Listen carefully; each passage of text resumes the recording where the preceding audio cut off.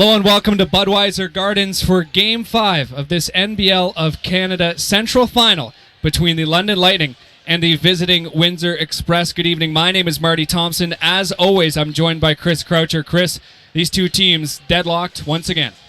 Yeah, and it's of course another classic battle between these two teams. We saw it swing both ways in each game. No one's put two wins together in this series. It just goes to show how evenly matched these teams are. And this is going to be a very, very important game for both teams, specifically the hometown London Lightning. Yeah, I think for London, a loss here would hurt them more than it would for Windsor. If Windsor loses here, they get to go back into their own barn and try and get a win there. It's easier for Windsor to win in Windsor than it would be for London. So I think if London loses, that puts them at a really big disadvantage because then they have to look at it going down 3-2 and have to go into Windsor trying to save their own butts. I don't think they want to do that. So I think it's crucial for for London in this game to come out with a W. Of course, London won Game 4. They lost Game 3 in Windsor against a very, very good home side and the Windsor Express. Yeah, the Windsor Express, of course, have been dominant. They did a very good job in Game 3 of giving the Lightning fits. It was Game 4, it kind of fell apart a bit. And coming into this game, they're going to want to fix some of those problems. Looking into this game and looking at the London Lightning specifically, Tyshawn Patterson out, of course, Ed Horton replacing him. And Tyshawn Patterson was one of those players, especially moving on to the rest of the season, that could really spark a team moving forward. Is London losing that spark? I don't think they've completely lost that spark, but I do think there's been a bit of a lower energy level to this team since a guy like Tyshawn Patterson has gone out. Stephen Maxwell, he's been playing as a 6'7" center for almost the entire season without any help, and we've seen him kind of have the energy level drop just a bit. And I think that's one of the problems the London Lightning have had in this series. Every so often they'll get a little glimpse of it here. Last game it was Ryan Anderson's three-point shooting that gave them that jolt, but they aren't seeing it on the consistent level of being able to have a guy come off the bench and just up everyone's game, up the energy level. So I think that's something that London's got to look at this game. I'd like to see more minutes out of Eric Kibbe. He's a guy who can come in, crash, bang, create a little bit of chaos, and bring that little bit of spark and competitive play to the Lightning. Otherwise, they do have some guys who can do it, but no one like Tyshawn Patterson or even Stephen Maxwell early in the series, or early in the season, who can come in, whether it be off the bench or in the starting lineup, and just really provide that jolt of energy to the team with their hustle play. Well, speaking about consistency for the Windsor Express, that's a key. When you look at a guy like Brandon Robinson having an insane playoffs, but Windsor really doesn't have that second option. Well, looking at Windsor's lineup, if you go by points per game in the playoffs, you've got 24 per game from Brandon Robinson, and then a steep drop-off. Nobody else on the Windsor lineup has over 13 points per game. And that speaks to one of the problems I think Windsor has had in this series is they haven't had a consistent second option. And I think it's good that they've been able to get good performances here and there from various players. There was 24 from from Kirk Williams in Game 4. There was 19 and 13 from Chris Commons in Game 3. They're getting good second option performances, but they come into every game not sure who that guy is going to be. So I think one of the things Windsor is going to need to work on looking at this game is being able to have someone come through as that consistent player. The closest we've seen thus far in this series has been Tony Bennett, who's been a very solid addition to the lineup. We're going to check in here on the national anthem. We'll be right back here at Budweiser Gardens.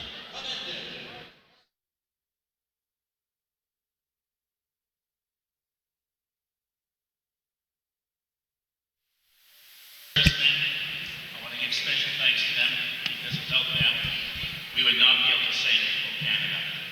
Please join me with the song.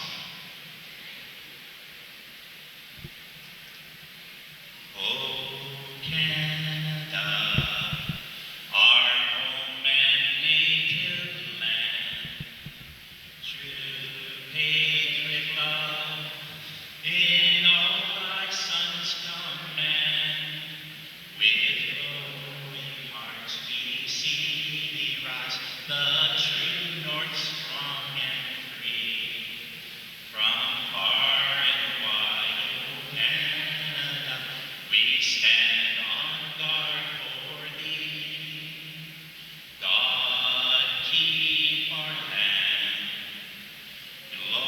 glorious and free. O Canada,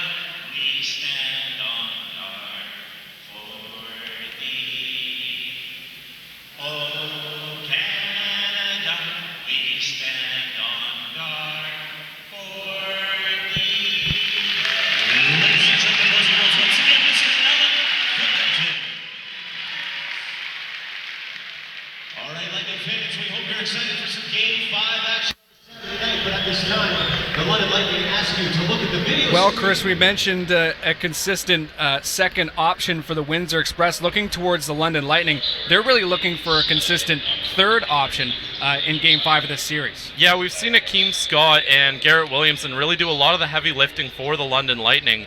Of course, Akeem Scott did a huge amount of work in the first round by managing to go out and average nearly 30 points per game in that first round series against the Orangeville A's. That scoring level's dropped just a bit though, and he's still playing fine. But looking at the London Lightning roster, aside from Williamson and Scott, the only other player who's been that third option is Akeem Wright. And I like Akeem Wright, and there's nothing wrong with his production. But I think because London has a guy like Maxwell as their only real interior presence, when Akeem Wright's scoring, he tends to do a lot of his work from the perimeter. And I don't think London can afford to have Akeem Wright on the perimeter. So as much as it's great Akeem Wright scoring and getting rebounds, I think they need him to be on the inside. And I think that unless they get someone to play on the inside there, they're going to have some trouble, because we've seen Maxwell, he's again been playing center as a 6'7" guy for the entire year. They don't really have a guy who can back him up and play that center spot. So it's been a lot of work for Stephen Maxwell, and it looks like it might be starting to wear on him just a bit. So Akeem Wright, as great as it's been that he's been that third option, one of the few consistent performers for the Lightning, they need someone else to be that third option because they need Akeem Wright on the inside. We alluded to it in the pregame, but one team note to mention on London Lightning side, Tyshawn Patterson obviously out of the lineup if you watch Game 4 with a hand injury, and in comes Ed Horton, who had a very good Game 4 in Windsor. Yeah, and I like Ed Horton. He's been with the team the whole year, just kind of as an extra man in case someone went down. He's played enough games to be eligible for the playoffs during the regular season, and he's a veteran guard. He's a ball handler. He's a guy that can play the point, but he can also play off the ball, and he gives a more stable presence than a guy like Tyshawn Patterson. Tyshawn Patterson is, going 100 miles an hour. Ed Horton's a lot more stable.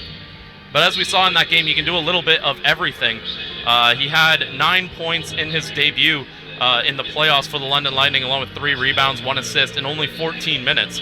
So this is a veteran player who knows how to come off the bench and just knows what needs to be done and does it. And I think that's kind of the no-nonsense, no-frills player that London lacked in the backcourt during the early goings of the season and during the middle of the season. They didn't really have the guy who would do that. So I think it's huge for the London Lightning to be able to have Ed Horton come out there and be that stable presence. Do I think he's going to have a huge role going forward? Not really. He's probably only going to play around the 14 minutes per game, but to have that in the backcourt, considering we've seen Nick O'Corey be struggling in the playoffs, they haven't really had those guards play that consistent job. Game 5 of this series between London and Windsor, the third time that these two teams have been deadlocked they were deadlocked obviously at 0-0 to start the series, then 1-1, and now 2-2 in the best of 7 series. Of course, Game 6 will take place on Friday, and then the final Game 7, if necessary, will take place on Tuesday. The starting lineups here for the Windsor Express as we get the ceremonial tip-off here from a couple of officials there. Starting lineup for the Windsor Express: Tony Bennett, Billy Rush, Brandon Robinson, Chris Commons, and Kirk Williams Jr. Of course, that's their top 5. Well, looking at Kirk Williams Jr. in the lineup, he had 24 in that Game 4 showdown, and one of the guys who really performed, as we see a nice little act down on the court there as the team gets out there for a photo with a young fan. Of course, you can pretty much pick that top 5 if you're head coach Bill Jones. I mean, it's been that 5 pretty much through the playoffs and obviously through most of the regular season. Guys like Billy Rush obviously coming into the squad and performing. You see the fan throwing out a couple balls there. Kid's got an arm. Yeah, they do. Sign them up. London Majors just had their home opener yesterday. Maybe they'll be looking for some outfielders. Again, Game 5 of this series, the other series in the NBLC taking place tonight as well. That's between Halifax and St. John. The Hurricanes leading that series 3-0. That game's taking place in St. John. The Hurricanes have a 51-40 lead right now. Halifax look to be cruising towards an NBLC finals appearance without a single loss these playoffs. Yeah, the Halifax Hurricanes really are on another level, and I think whoever has to play them coming out of this series really ought to look out, because the Halifax Hurricanes have been incredible throughout the playoffs, and you almost wonder if they were saving themselves at the end of the regular season. They had first place in the East wrapped up pretty quickly, so the way that they've come back and gone on in the playoffs without any real struggles at all is pretty incredible. When we talk about this series being very competitive, it's also been very physical. Last game, only 59 fouls. That's what I have written down in my notes. 59 seems like a lot, but it's actually well below average from what we've seen so far in this series. Yeah, it speaks to how these two teams play. They like to be slow. Well, Windsor likes to be slow. London likes to up the pace, but both of them aren't afraid to play physical. And I think London does a good job of being able to play both games. They can play that speed game, but when it comes to crash and banging, they've been okay, but I think they're starting to tire of it. So that's one to keep an eye on, and I actually worry about either of these teams when they leave this series and go to the finals, whoever may come out of this series. What kind of energy level are they going to have playing the Halifax Hurricanes? Because the Halifax Hurricanes have been a steamroller out east. And whoever comes out of this one's going to have a lot of bruises to show for it. So I worry about both these teams in the next round. But, of course, we have to figure out who gets there first. London versus Windsor, the 4-1 rivalry renewed here for this series, and now renewed here at Budweiser Gardens. They were 5-5 through the regular season. Now, obviously, in the playoffs, they are 2-2. It's really hard to pick between these two teams, and a Game 7 you would think would be all but in the books at this point, considering how the playoffs have been. So the starting lineup here for the London Lightning goes as follows. You've got Akeem Wright, Garrett Williamson, Stephen Maxwell, Akeem Scott, and finally Warren Ward, the surprise name on that list. Yeah, Warren Ward, we haven't seen too much of him in the playoffs at all, really. He hasn't been his same self, and this is a guy who won Canadian Player of the Year. He's no scrub. He's been pretty incredible shooting three-pointers for London, but again, he's only averaged 4.7 points per game in the playoffs. His highest point total was 9 points against Orangeville in Game 1 of that series, and we really haven't seen much of him since. I think this might be a move by Kyle Julius to put him in the starting lineup and just see if he can get hot and give him a shot at coming out and putting up some points quickly. It's the role we saw him in for most of the season. When he had his best success early in the season, it was as a member of the starting lineup, not coming off the bench. So I think this might be a move by Julius to see if he can get him going. Well, you look at Warren Ward's companion out on the wings in the form of Ryan Anderson, had a fantastic Game 4, 34 points on 8 for 11 shooting beyond the arc. Chris, why isn't he starting tonight? Well, I think with Ryan Anderson, he's had the most success being that player coming off the bench. And we mentioned off the top, guys who bring that spark, guys who bring that energy. Ryan Anderson is the guy right now who, when the Lightning starting lineup starts to look like they're slowing down a bit, he brings in Ryan Anderson, and Ryan Anderson, his three-point shooting provides that spark. One of the things we saw in the early games, though, is he'd get hot, make a couple, and then go ice cold right after. And so that's one of the things that worked for Ryan Anderson in Game 4. He never got cold. He just kept shooting, and it kept going. So I think for the London Lightning, by keeping Anderson coming off the bench, the idea is that he can be that spark when things slow down. And you keep him in as long as you can keep that hand hot. But I think Kyle Julius recognizes the fact that when he gets cold, you kind of have to take him out at that point, or else you risk him not necessarily shooting you out of the game, but taking shots that you maybe don't want to see. So I think that's why Ryan Anderson continues to come off the bench, even though he had that huge 34-point performance in Game 4. He also had that huge buzzer beater to end the third quarter in Windsor last game. That's a fantastic shot on the far side. If you're seeing the court there, just around the Budweiser Gardens logo, it was a deep three, and he got it to go. And London versus Windsor, the best of 7 series here, Game 5, getting set here at Budweiser Gardens. You see London Lightning in a huddle here. You've got Akeem Scott getting the boys pumped up, Tyshawn Patterson in street clothes as well in the middle. Time to get excited. This series has been very, very exciting. Some big plays, some big battles as well, and some very, very important matchups and ones that we will look for in tonight's game. Chris Commons, again, another guy who had a fantastic series, or has had a fantastic series for Windsor, and a fantastic game last time out.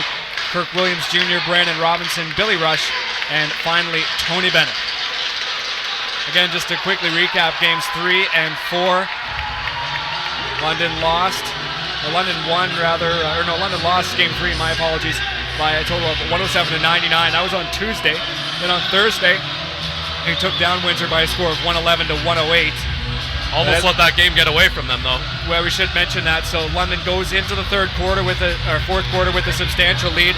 Obviously, thanks to Ryan Anderson shooting, but they nearly blew it, and that really was a must-win game for London. And it's really good for London that they held on to that one, though, because you don't want to be down 3-1 to a two-time defending champion. Windsor knows how to close out. So it's not even so much about making sure Windsor doesn't win. It's because, well, obviously you don't want Windsor to win, but you want to make sure they don't get the opportunity to close out, because they will. And we've seen Windsor end every game, except maybe game 2, very, very strongly. So you cannot let Windsor get the opportunity to even drag themselves back. You kind of have to step on them early and just close it out there. Windsor versus London, game 5, the opening tip-off here at Budweiser Gardens. Windsor in red, London in white. The Express with the ball. This is Brandon Robinson. He takes it up to Chris Commons, who keeps possession. Lots of space down low. They're going to hand it off to Kirk Williams Jr. Sets for the 3. He's going to move down low as well. And that's an offensive foul. Good start for the London Lightning. They didn't really give Windsor anything there. And Kirk Williams Jr. just trying to force the issue a bit, because he didn't really have any open looks. So they're going to call the offensive foul there. I'm not sure who exactly drew it, but they did a good job of making sure they also weren't in that restricted area there too. So just like that, 15 seconds in, and we have our first foul of this game. Many more to come, obviously. Akeem Scott getting his first touches. He moves it across the top. Stephen Maxwell's in motion. Here's Warren Ward. As we mentioned, the London native getting his first start of this series. Moving it along. Tries to chip it out to Akeem Scott. Distance 3. Rims out. Ward collects the rebound and will shift it to Scott. Gets a fingertip to it and will keep possession with Brandon Robinson swatting away at him. Scott finds some room there. You'll see he takes it off to Warren Ward outside. He fakes the shot, gets the 3 off. It will not go. Some good stuff there from number 10 in white. Again, in his first start of these playoffs. We're a minute into the first quarter.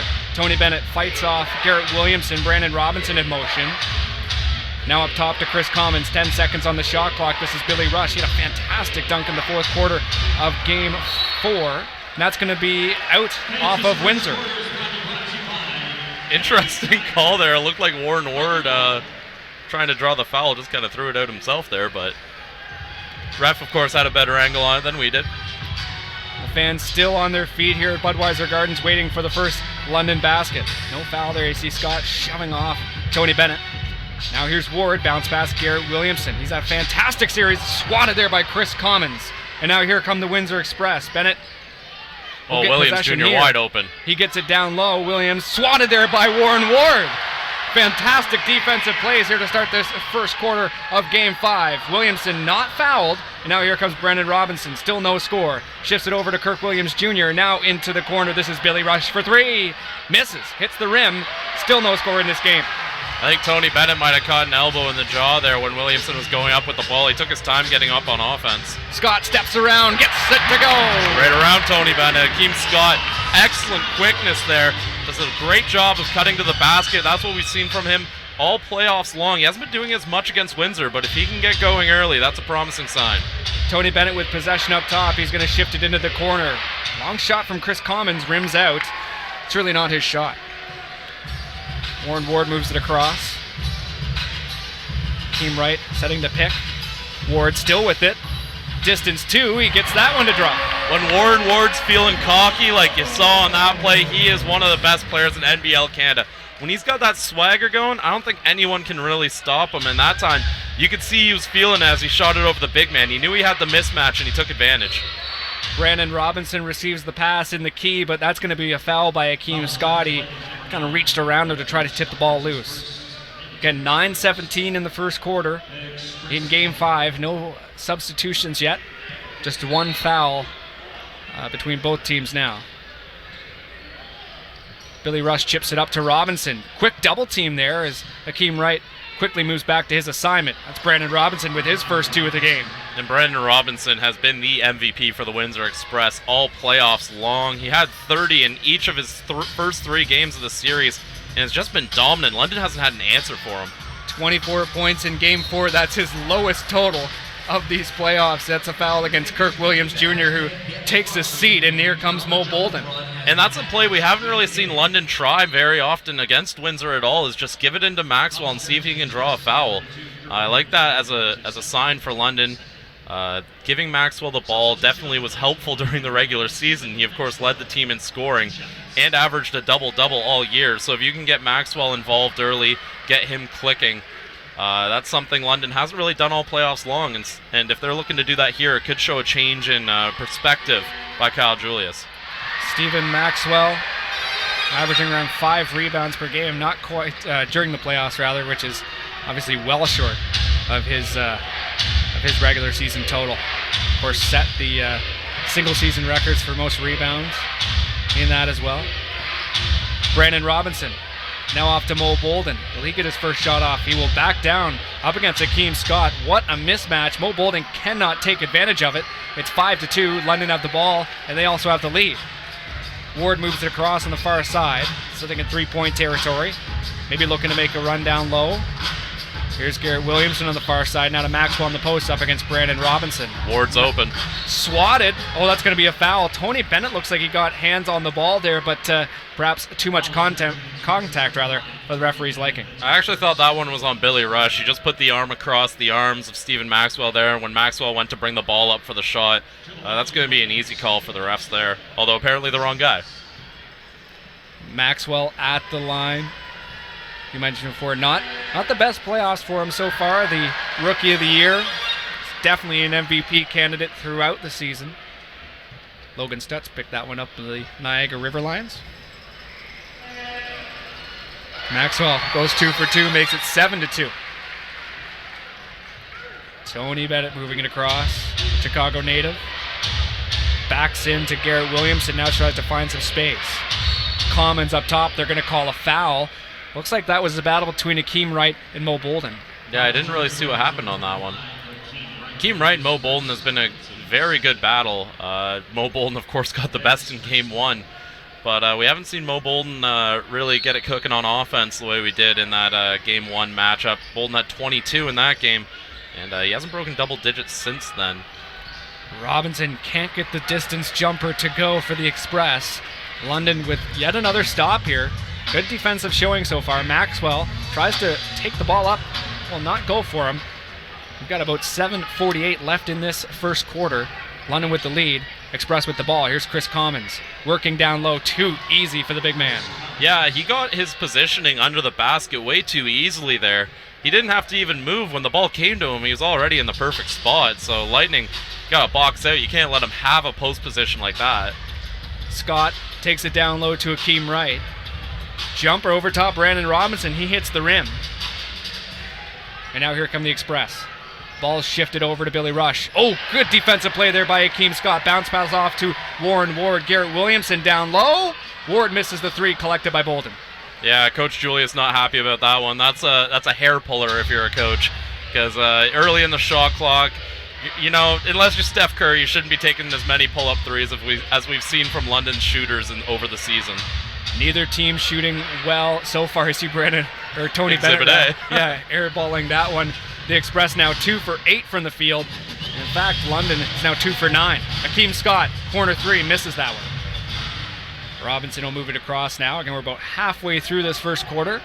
Billy Rush takes a couple steps. Hands it off to Chris Commons. And there's going to be a timeout by the London Lightning.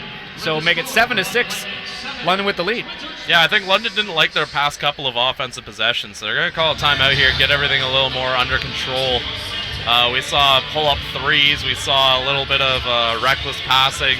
They're playing well defensively, though, and if you're London, that's a promising sign. Defense had been an issue in the first couple of games in the series.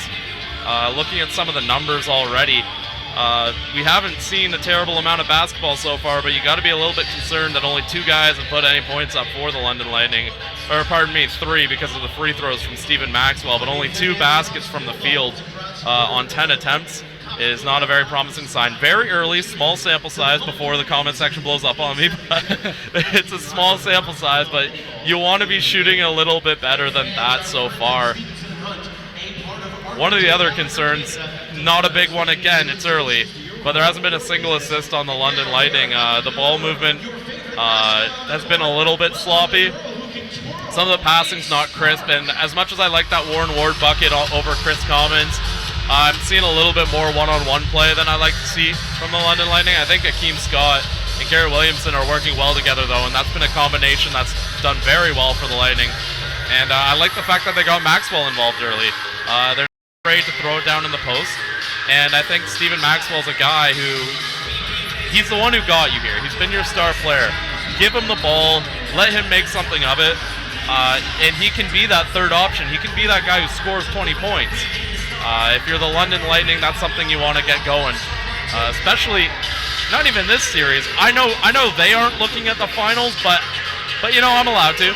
Yeah. If London were to make the finals, Stephen Maxwell's a guy who would be critical against a guy like, say, Mike Glover on Halifax. And even in this series, having Stephen Maxwell, there isn't really anyone on Windsor's roster that can match his ability.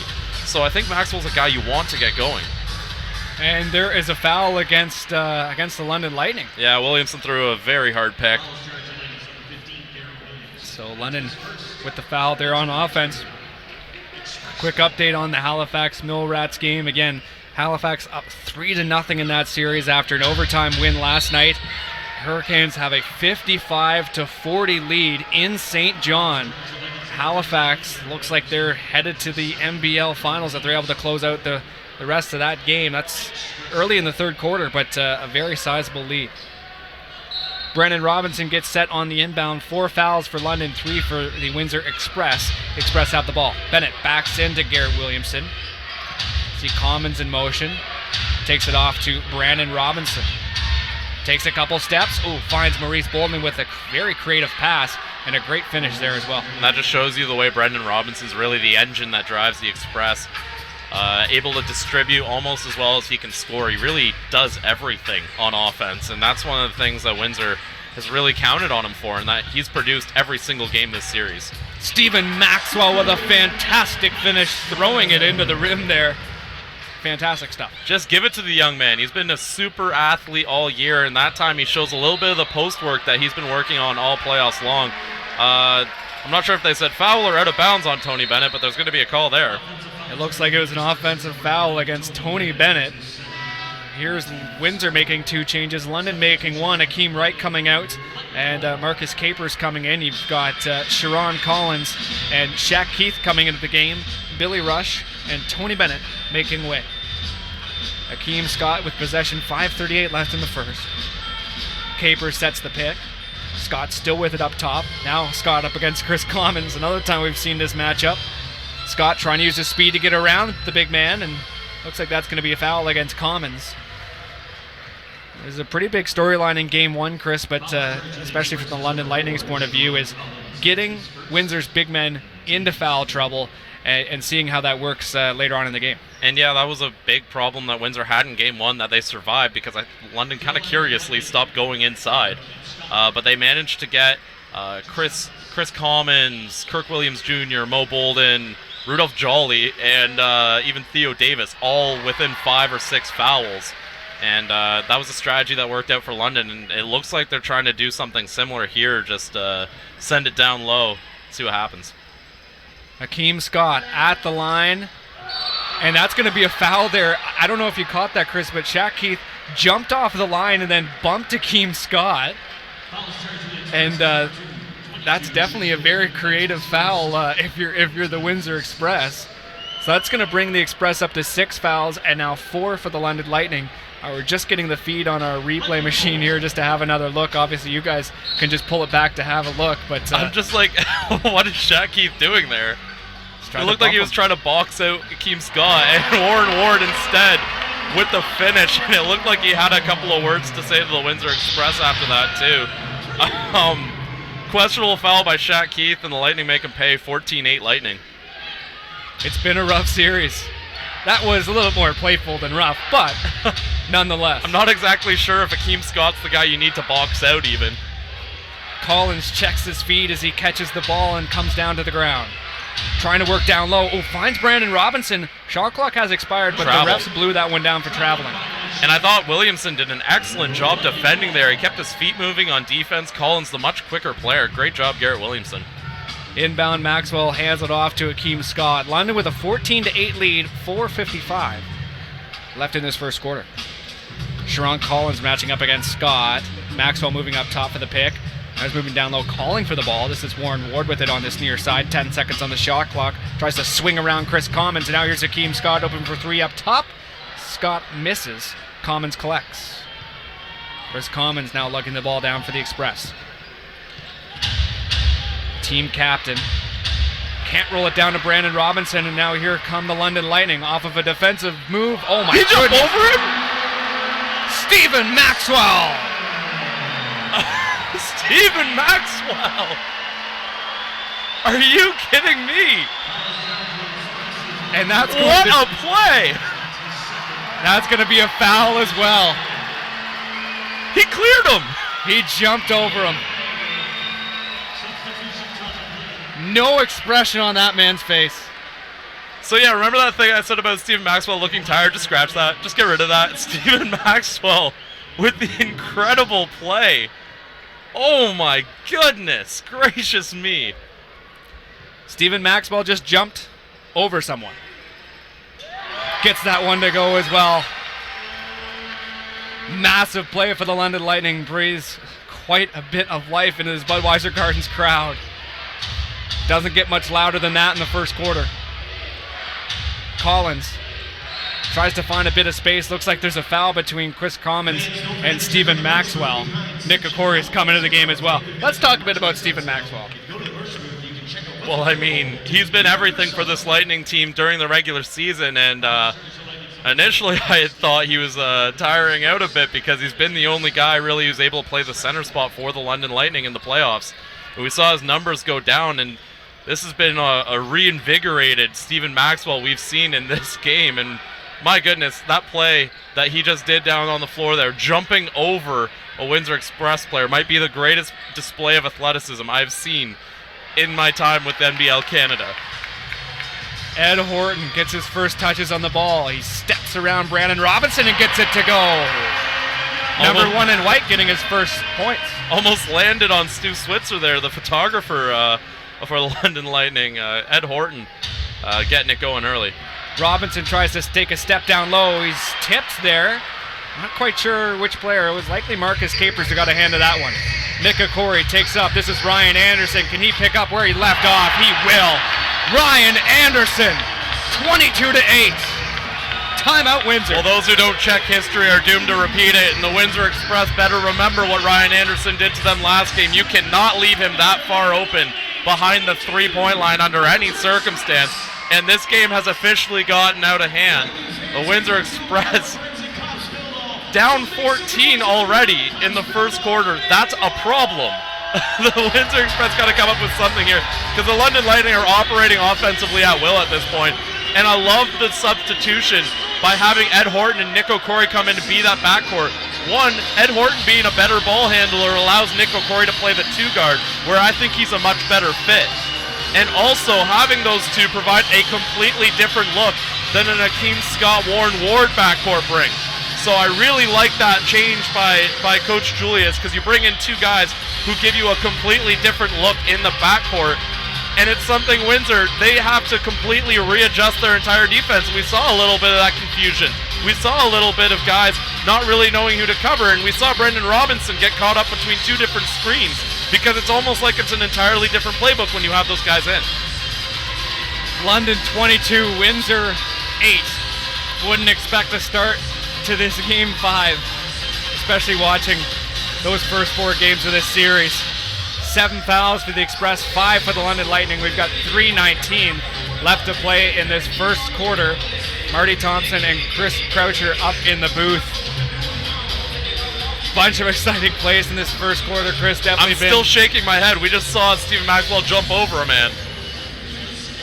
Unbelievable stuff from the London Lightning so far. Chris Commons getting set on the inbound here for the Express. Head coach Bill Jones probably has a lot to say to his team. Had a lot to say. in that timeout. I don't think he was speaking so much as yelling after that. Sharon Collins waiting for a bit of movement.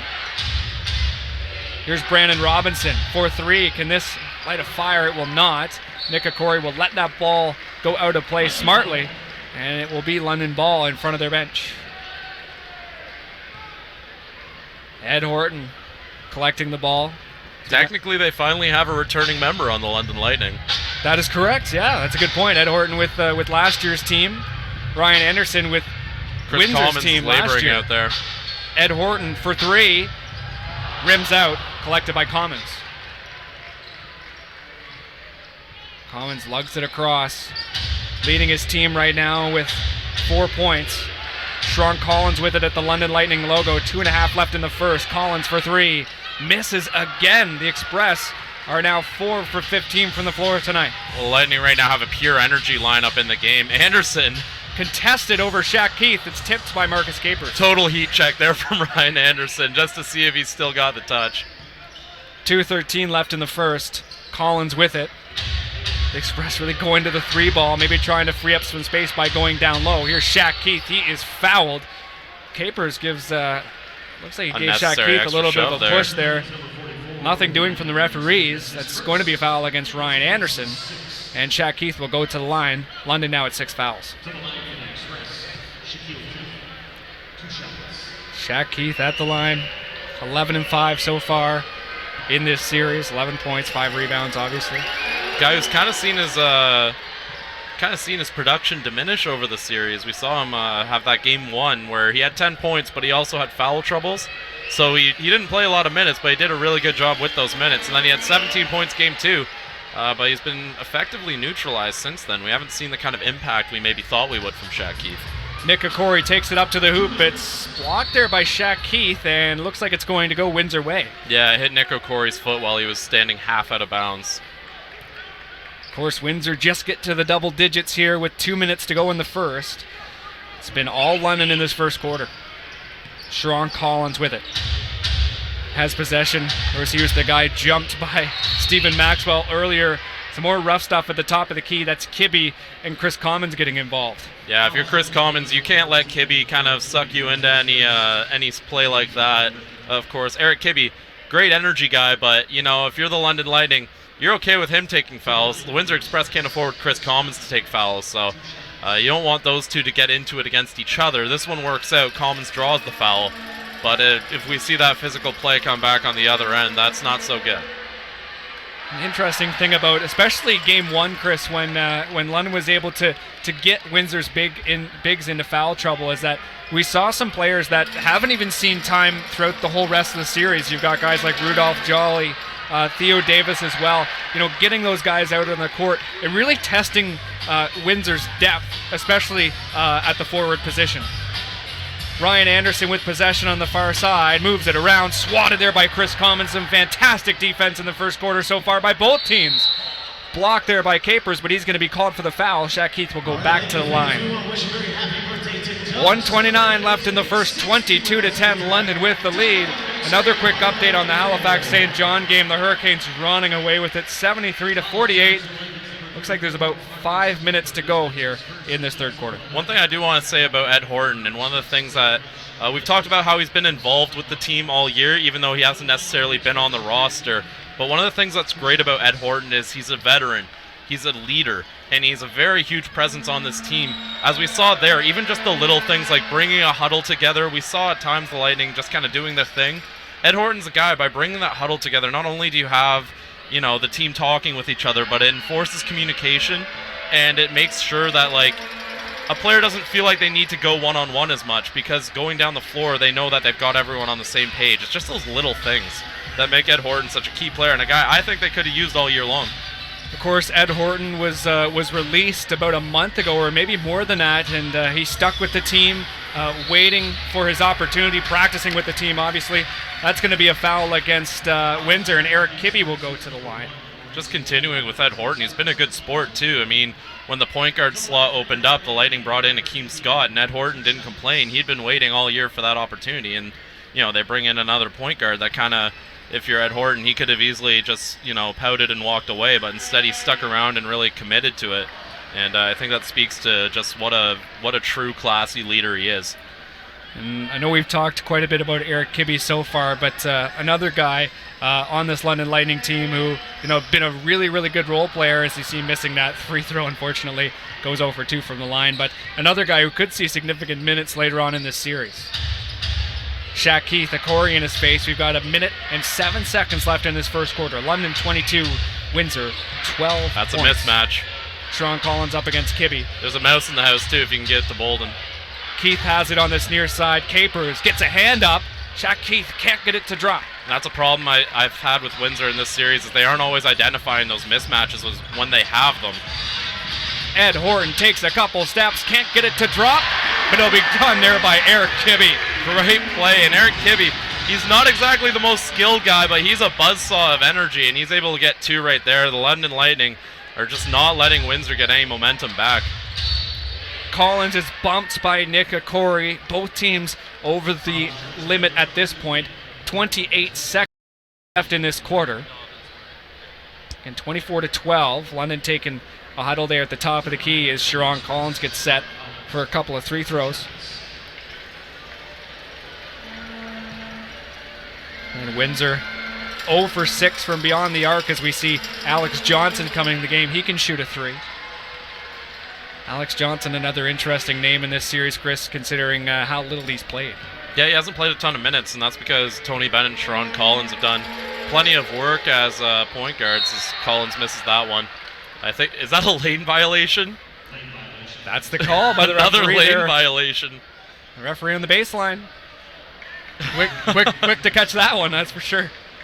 We've seen a couple of them. I believe there was a couple in the Orangeville series. There was 3 in one game in that Orangeville series. That is correct.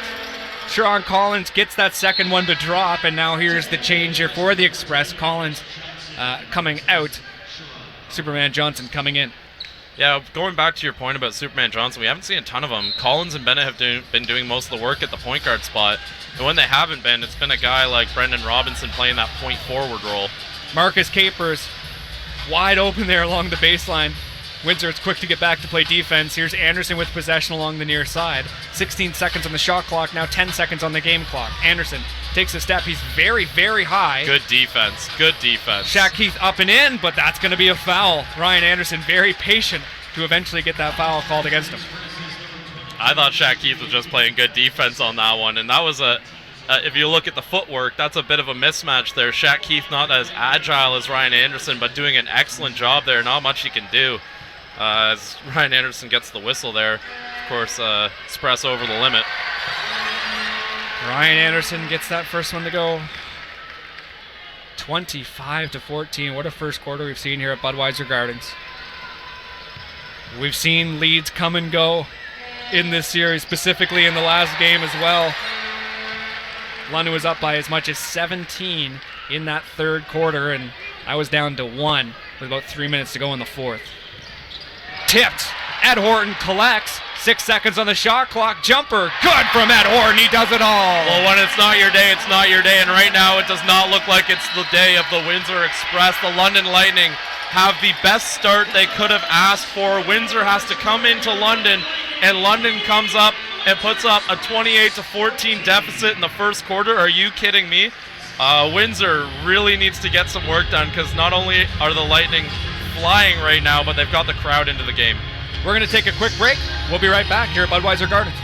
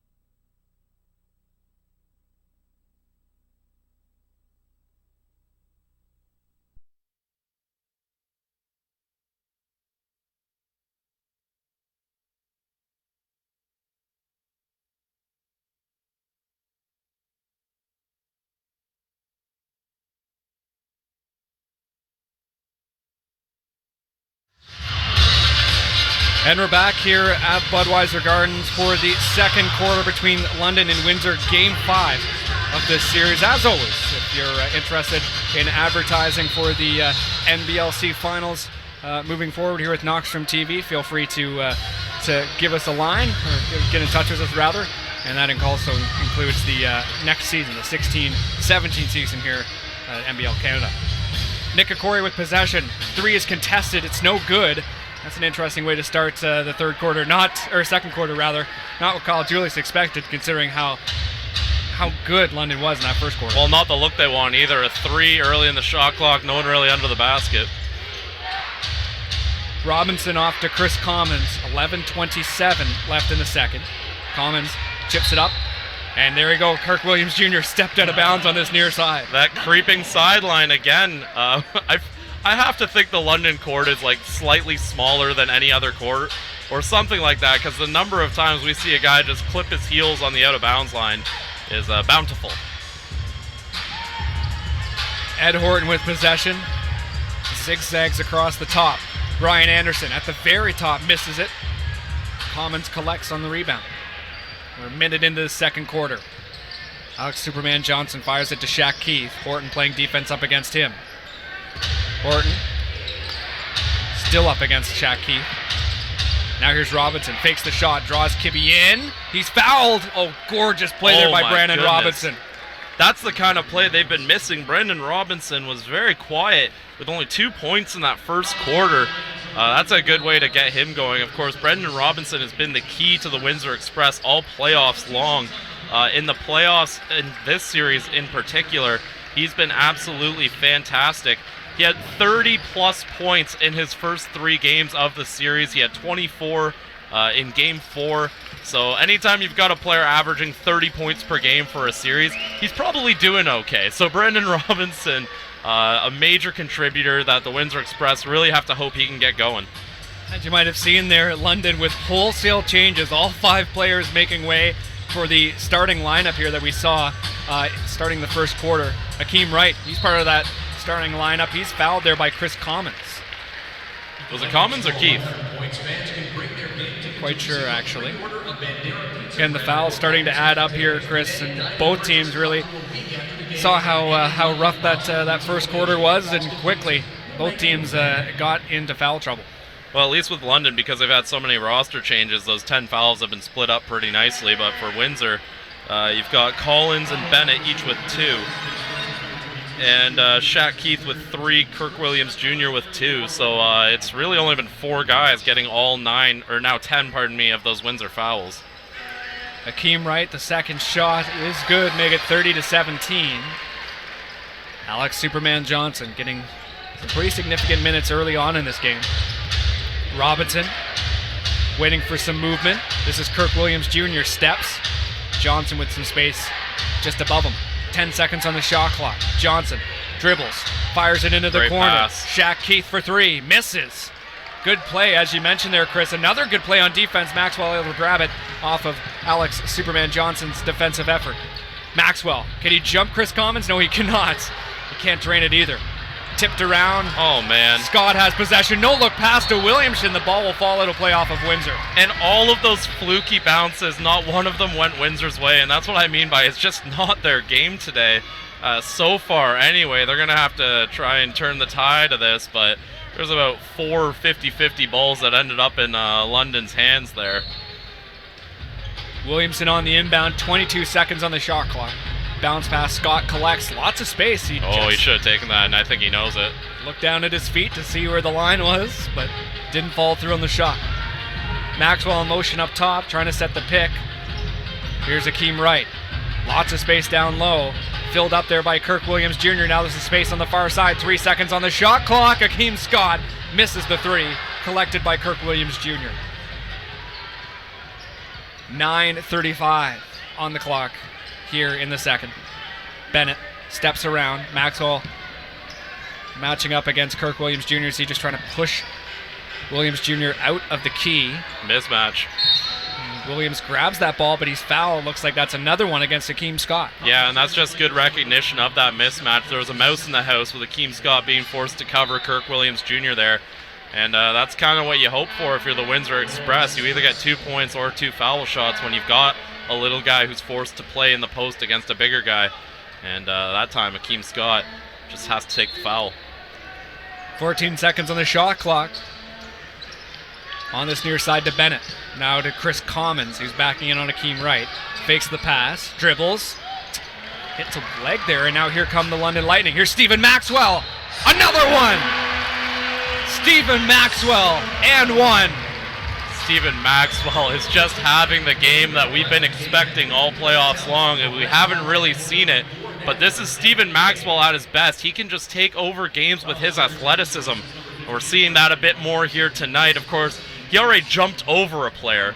So, I mean, it's going to be hard to top that. He can make the most wonderful plays all game, and we're still going to be talking about that time he hurdled Sharon Collins. Stephen Maxwell now up to 11 points on the night. He's got 6 rebounds as well, leading the game in both categories. Alex Superman Johnson with a gorgeous play for his first 2 points of this game. Now here comes Akeem Scott stepping up and over and down. Boy, did he ever just jump through the gap. Kirk Williams Jr. and I believe it was Chris Commons just tried to put up a wall there, and Akeem Scott just wiggles on through for 2. Robinson takes it up here to Chris Commons for That's 3. a defensive breakdown, but the Lightning again get bailed out by some good fortune. Williamson can't get the Hail Mary pass, and it will be Windsor Express ball. Some very hairy stuff so far in this second quarter, Chris. This really seems to be back and forth, especially the last couple of minutes. 8:28 left in the second quarter. Johnson moves it along. Ooh, that's going to be too rough from Ward Ward. We could hear Alex Superman Johnson going to ground up here. Looks like he's all right. Might have hit his shoulder on the ground and still kind of holding it there, as you can see. 3 fouls for London, 2 for the Windsor Express. And Alex Johnson will go to the line. And London, who missed the first quarter, outscored the Express 28-14. They're outscoring the Express now, or my apologies, it's just tied up 7-all.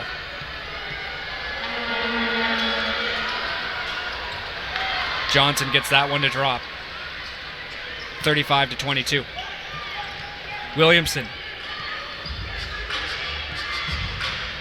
London maybe just looking to slow down the pace of this game. Akeem Wright for 3. Misses. Great play, though.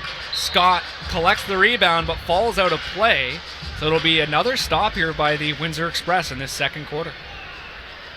And 3 fouls for London, 2 for the Express, as we mentioned before. Again, another quick update on the Halifax-St. John game. The Hurricanes now up by 20 points heading into the fourth.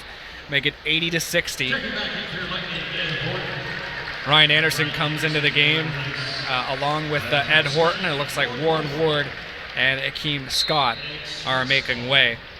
Interesting thing about this NBLC finals will be, especially if Halifax sweeps this, is the spacing between games in these next couple games. Oh, Kirk Williams Jr. gets that 3 to drop. Makes it a 10-point game. And this is the last thing London wants. You can't let Windsor creep up on you. They are a team that is incredibly dangerous. You have to try and keep this gap. Ed Horton calls Akeem right in at the very top. Now moving along the side of the key. No good. It's tipped along. And now here come the Windsor Express with another stop. Kirk Williams Jr. He's hot from there. Misses the 3. The ball heads over the top of the backboard. London ball. Inbound coming, as I was mentioning there, Chris, but you've got Game 6 taking place on Friday, and then you have Game 7 taking place on the Tuesday after, so lots of space between games in these final 3 games of the series, if necessary, of course, so Halifax could be in set for a long break. Johnson takes it out. Commons finds Alex Superman Johnson, now shift out to Brandon Robinson. Lets Garrett Williamson run past him, misses the 3, collected here by Akeem Wright. Garrett Williamson on the far side, maybe looking for a pass. No, Akeem Wright's going to take it all the way. Nearly lost it, and he'll drain for 2. Akeem Scott had some happy hands going to the basket there as he played hot potato a bit. but able to convert on that play. Akeem Wright's been a huge playoff contributor for the London Lightning. Was a little quiet last game, as we see Alex Johnson not able to make that three. He was a little quiet last game, but he's been big for the London Lightning in the playoffs, averaging nearly a double-double for the entire playoffs. The ball is taken out there by someone on the Windsor Express. Looks like someone just got a hand, and Stephen Maxwell was dribbling to the hoop. Inbound coming from Ed Horton. London in white, Windsor in red. We're about halfway through the second quarter. Bounce pass to Ryan Anderson. Takes the shot over top of Alex Superman Johnson. Ryan Anderson playing hot is a very dangerous thing for the Windsor Express. And if you're going to let Ryan Anderson have that shot, you're playing with fire, because he's one of the most gifted shooters in NBL Canada. Robinson moves it across the top here, off to Tony Bennett. Mismatch, break him down, Tony. Bennett up top to Johnson. Fakes the three. 6 seconds on the shot clock. Now to Kirk Williams Jr. up against Ryan Anderson. The spin and the fade is no good from number 32 in red. 2 different times they had a guard being covered by a big, and Windsor didn't take advantage of that mismatch. They really need to start identifying those and really attacking them. Robinson fouled there as he was sprinting along the side of the key, and that is going to be a media timeout. We're going to take a quick break here at Budweiser Gardens. We will be right back.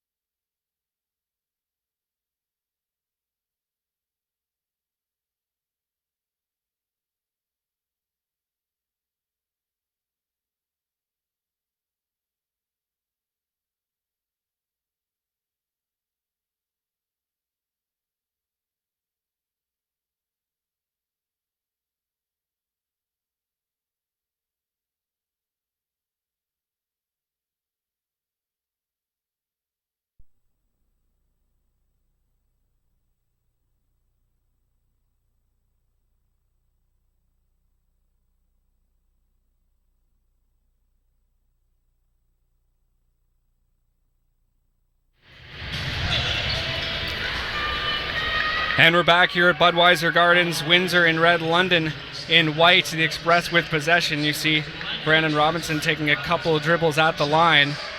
Those 2 shots. The first one is good. Coming up. Quick change here for Windsor. Looks like Mo Bolden's coming into this one.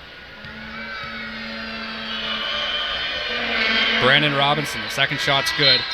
And Mo Bolden will come in to replace Kirk Williams Jr.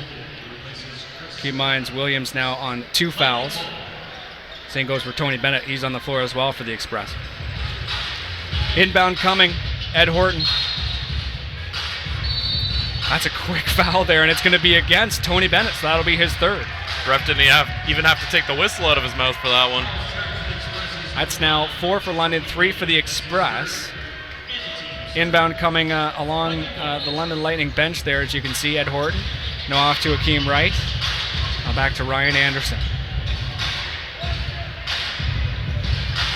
Anderson backs into Bennett, moves around. Maxwell up top. Horton. Good ball movement here from London. Garrett Williamson takes it to the hoop. He's fouled. Can't finish, but he will go to the line. I love the aggressiveness from Garrett Williamson. He's great at charging the basket, drawing fouls, and then converting from the free throw line. Of course, he's a former Canadian of the Year himself. London has 2 of those players on their roster. And Garrett Williamson, he used to average around 18 points a game during that Canadian of the Year season. He's been phenomenal in the playoffs too. As we mentioned off the top, one of the consistent London Lightning players in every game of the series. He has been magnificent. In fact, his lowest point output is 15 points in Game 1 of the Orangeville series.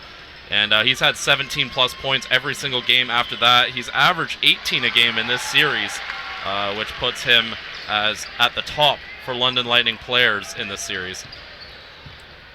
Tony Bennett moves it across half, now off to Johnson. 5:24 left in this one.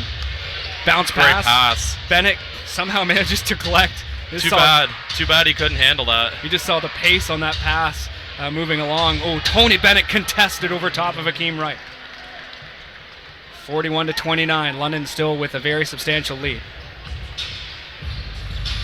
Horton. Now to Williamson.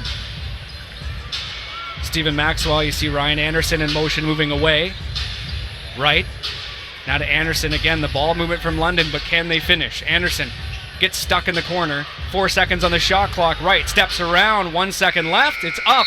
No basket. Ball didn't hit the rim there. 24-second violation, and now the Express coming up with the ball once again. Windsor actually outscoring London in this second quarter, 15-13. Inbound coming along the near side. A little bit different at halftime here today, as we'll have Aaron Sanders and Jeremy James from the Windsor Express broadcast crew, their halftime show, moving up here to London. Be sure to catch that coming up at halftime shortly. 4:29 left in the second. Robinson in the corner, up top to Bolden in the post. Ooh, deep three from Alex Johnson. Gets that one to go. I love what Alex Johnson's done in this game for Windsor. We talk about those players who can be spark plugs off the bench, and that time Alex Johnson does it and even almost forces Ed Horton out of bounds there. Alex Johnson having his best game of the series so far. Right, steps around, takes it up.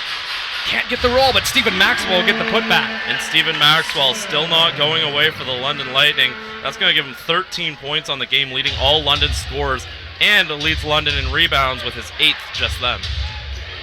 Johnson hands it off to Bennett, tries to step around, finds some space along the hoop. Tony Bennett with a fantastic play for the Express. They're still in this one. They're still climbing back in this second quarter. Akeem Wright for three. No. Garrett Williamson collects at the hoop. Can't get it to drop. The ball will follow to play. And looks like Windsor's making a pair of changes. London making one. Theo Davis coming into the game, along with Shaq Keith. Looks like some confusion right now. Okay, Kirk Williams Jr. is coming off. For a while there were 6 Windsor Express players on the floor. And that's not good. You can't have that. You're not allowed to do that. Alex Johnson moves it up. Up and across half. Ryan Anderson matching up against him. You see Theo Davis coming to the game. He moves just below the hoop there. In the post, there's a small basketball on the court. And yeah, they are going to blow that one down. You just see Brandon Robinson picking it up there. Looks like maybe one of the kids there rolled it onto the court.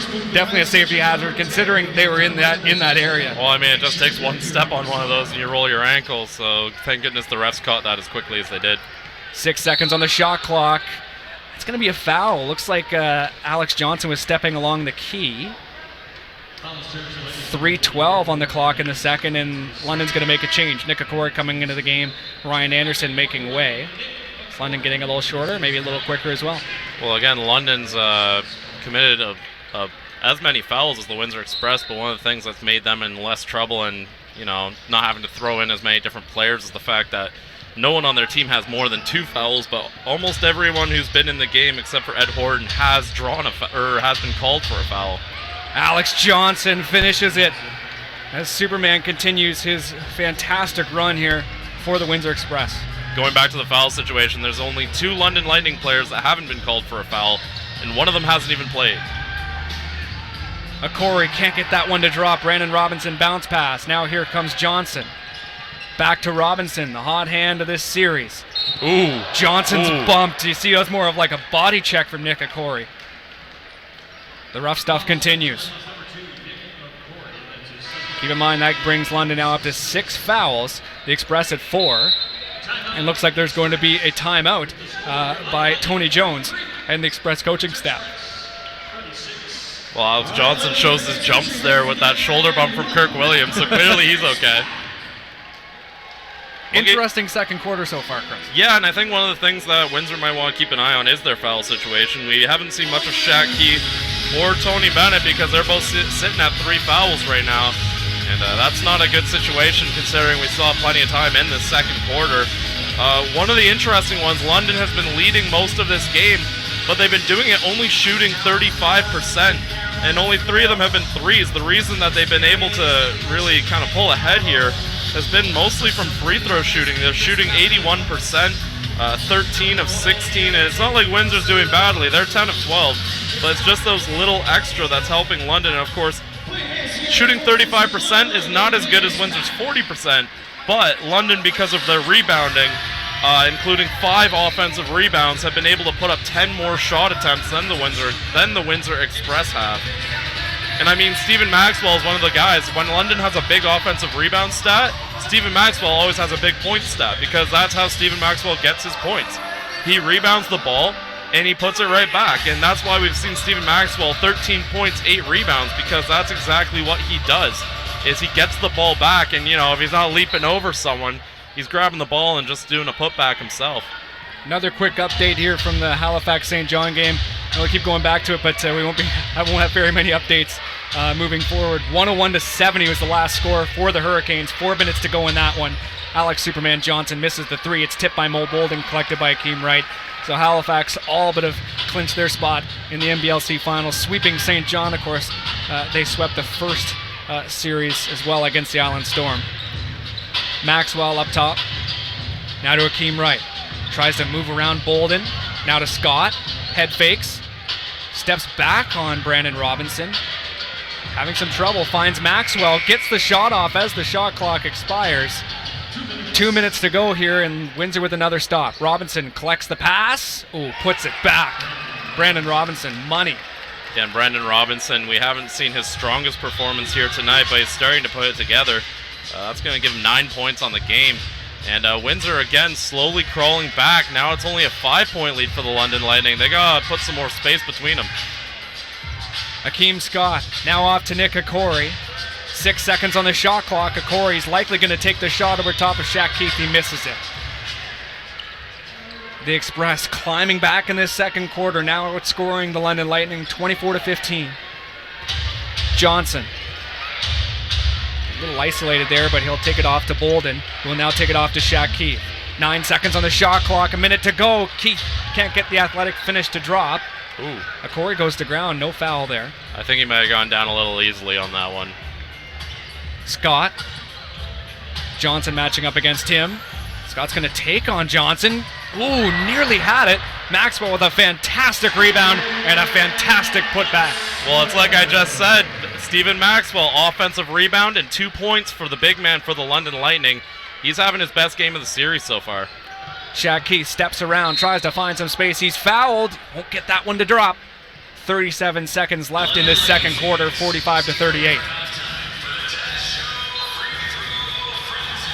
As I mentioned before, London with a big first quarter, Windsor with a big second, and it's still quite close. Shaq Keith at the line to make this a 5-point game if he could drop both of these. Well, just to show what a different team Stephen Maxwell makes the London Lightning, this is already his highest scoring performance of the series, and we're not even at halftime with 15 points. He had 15 in all of Game 2. And then, of course, 10 rebounds easily clears what he was able to do in this series. So it's been a bit of a redemption night. Wow, I really struggled to get that word out, but it's been a bit of a redemption night for Stephen Maxwell, as he's had a huge game here for the London Lightning, and those offensive boards have been crucial. Looking at the Windsor Express, though, they've had a big comeback here, and we mentioned those spark plugs who can bring energy off, and Alex Johnson, 10 points in limited minutes so far. He has been absolute dynamite for the Windsor Express, and he's a big part of why the Express are not down by more than 5 right now.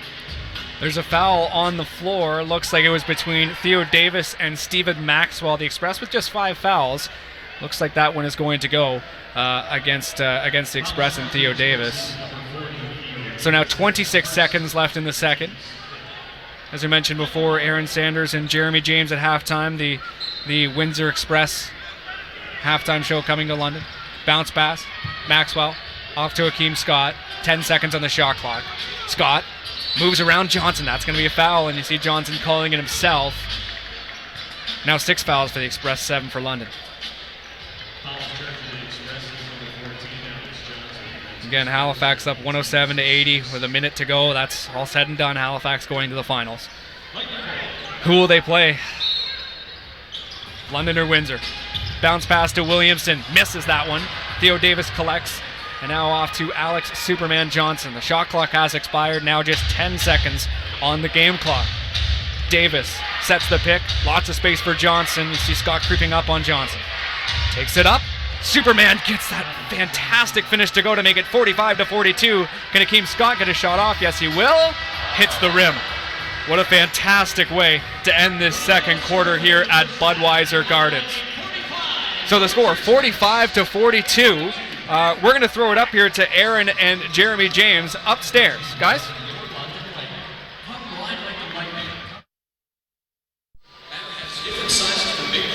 Thank you, gentlemen, Marty and Chris. Great as always. And here we are from Budweiser Gardens in London, Ontario. It is halftime. The Lightning lead the Express 45-42. And here comes another edition of the Knoxham Halftime, London Lightning edition. I'm Aaron Sanders alongside Jeremy James. And Jeremy, different place, but the physicality is same nonetheless. It's the NBL playoffs, Aaron. I already told you from before, and I've said it all series. This series has been physical. It's been a dogfight, and we're seeing it right here live in London. Now, let's face it. The Windsor Express really wanted a mulligan after that sloppy first quarter. What did you see from that? The Windsor Express in the first quarter were outscored, obviously, by a very strong London team. They came out strong. They came out competitive, and it showed in that first quarter, 28-14 in that first quarter. But the Windsor Express also showed some kind of effort into the second quarter now that we have a score of 45-42. Well, 3-point lead is the difference right now, but to go back on what Windsor was doing, they were completely weak off the dribble, too hesitant inside. That was the first quarter, though. And when I mean hesitant inside, I mean they took 2 seconds to rely on that back door, but did not finish strong. That led to London blocking and gapping up on defense. London, on the other hand, they were taking advantage of Windsor's defensive clutter, driving inside. And first of all, I want to mention that the Rio Olympics long jump compares to nothing from what we've seen right now. Stephen Maxwell, did you see how high that fella got for that and one in the first quarter? I was with you. I saw the whole jump. I saw the bucket. I saw the and one. And I also saw his play consistently throughout the game. He has 15 points in the first half alone, and he's been the drive for this team so far. Stephen Maxwell, a man with possibly a vertical leap of about more than 50 inches. But then again, we can't be official on that. That's it for the first quarter. We'll quickly go to the stats. Obviously, everything's going in London's favor despite Windsor coming back. Windsor outscored them 26-17 in this quarter. And Windsor shooting almost 40% from the field from that comeback. London shooting 34%. Now, the three-point game, completely low. Nobody relied on it that much. That's why the threes is so low. 14% for Windsor, 13% for London. But what really turns the game around is the team fouls, too. Close game, once again. Physicality at its best. London at 16, Windsor at 13. We go quickly to the points in the paint. Points in the paint shows that London's outscoring Windsor 22-16. It's all based on that drive early in the first quarter when they were up by as much as 12. Well, the Windsor Express, back to the three-point game, the Windsor Express rely on the three-pointer to win games. Now that, like I said multiple times, you live by the three, you die by the three. And we're seeing the Windsor Express trail by this game due to a lack of three-pointers. And the lack of communication, too. Game's leading scorer for Windsor, Alex Superman Johnson, 12 points. 12 points to assist. And for the Lightning, already a double-double. We mentioned him already. Stephen Maxwell, 15 points, 10 rebounds. This guy with a high vertical leap. I'm telling you, he accomplished an accolade in the NBLC, and here is why. He has no fears of penetrating inside. I mean, a pesky defender as well, a pesky offense player, too. All around. This is why London is taking the lead right now. Well, back to Superman Johnson. Windsor Express have been looking for a player to come off the bench and do some damage. We've seen Sharon Collins at times. We've seen Shaq Keith at some times. Today we are seeing Alex Superman Johnson, who has seen a reduced role due to the signing of Sharon Collins, but is showing up today and providing an effort for the Windsor Express. Before all this, Superman Johnson got acquired by the Express shortly after the clash of the Coliseum. Most of you know him as a great assist leader for the Mississauga Power, now part of the Raptors 905. But now he brought his talents here to the Rose City and has been doing wonders. One game stood out to me when they went up against London a few months ago. He was firing threes. He came in the clutch that game. But Superman Johnson, a pretty similar game akin to what happened a few months ago, leading the Windsor Express, and now they're down 3. Well, you'll see Alex Superman Johnson come back into the second half and do what he has to do to secure a win for the Windsor Express if they build themselves to get that win.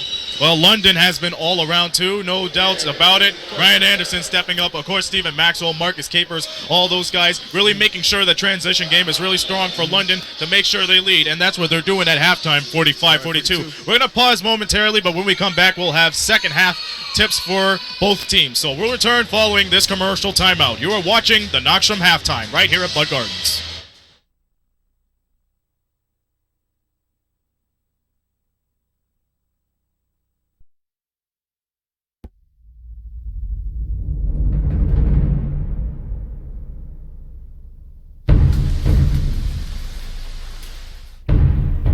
Senor Diablo found a guy who's a retired hacker.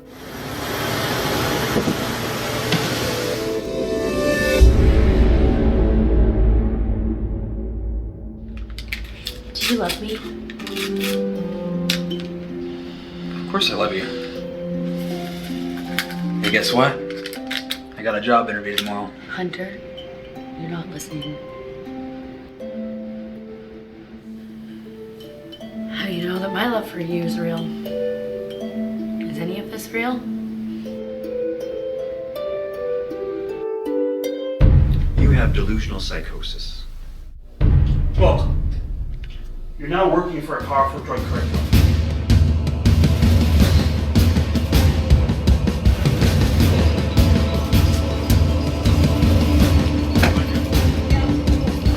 I'm like, get out of here and move on. It's not gonna...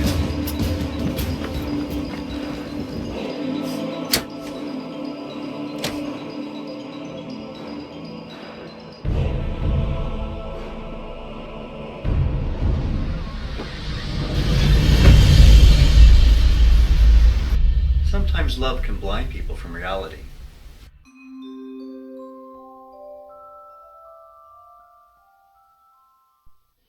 Welcome back, ladies and gentlemen, to the Knoxstrom Halftime. Here's a quick tip for you. You can tell this series has been one of the most physical the NBLC has had in quite some time. Windsor Express no stranger to the Central Division Finals, not even London. But I mentioned physicality is the key, and both of these clubs have been penetrating inside the paint, which is why the assist game has been low, Jeremy James. Yeah, it's been very low for both teams. Both teams attacking the rim, and obviously to London's advantage because London, as a total, is not a great three-point shooting team as it is. So for the Windsor Express, on the other hand, they live and die by the three, realizing why the Windsor Express are down 3 right now. Yes, absolutely. Here's a quick update, ladies and gentlemen. As you know, there's one game going on right now. It's the Atlantic Division Finals between the Halifax Hurricanes and the St. John Millrats. And so far, this game may look like going to Halifax favors. They might go to the NBLC Finals because this is Game 4 for them. They are up 3-0, and they are up 109-80 with minutes to go here in the fourth quarter. So this game might be pretty much wrapped up. But then again, you never know.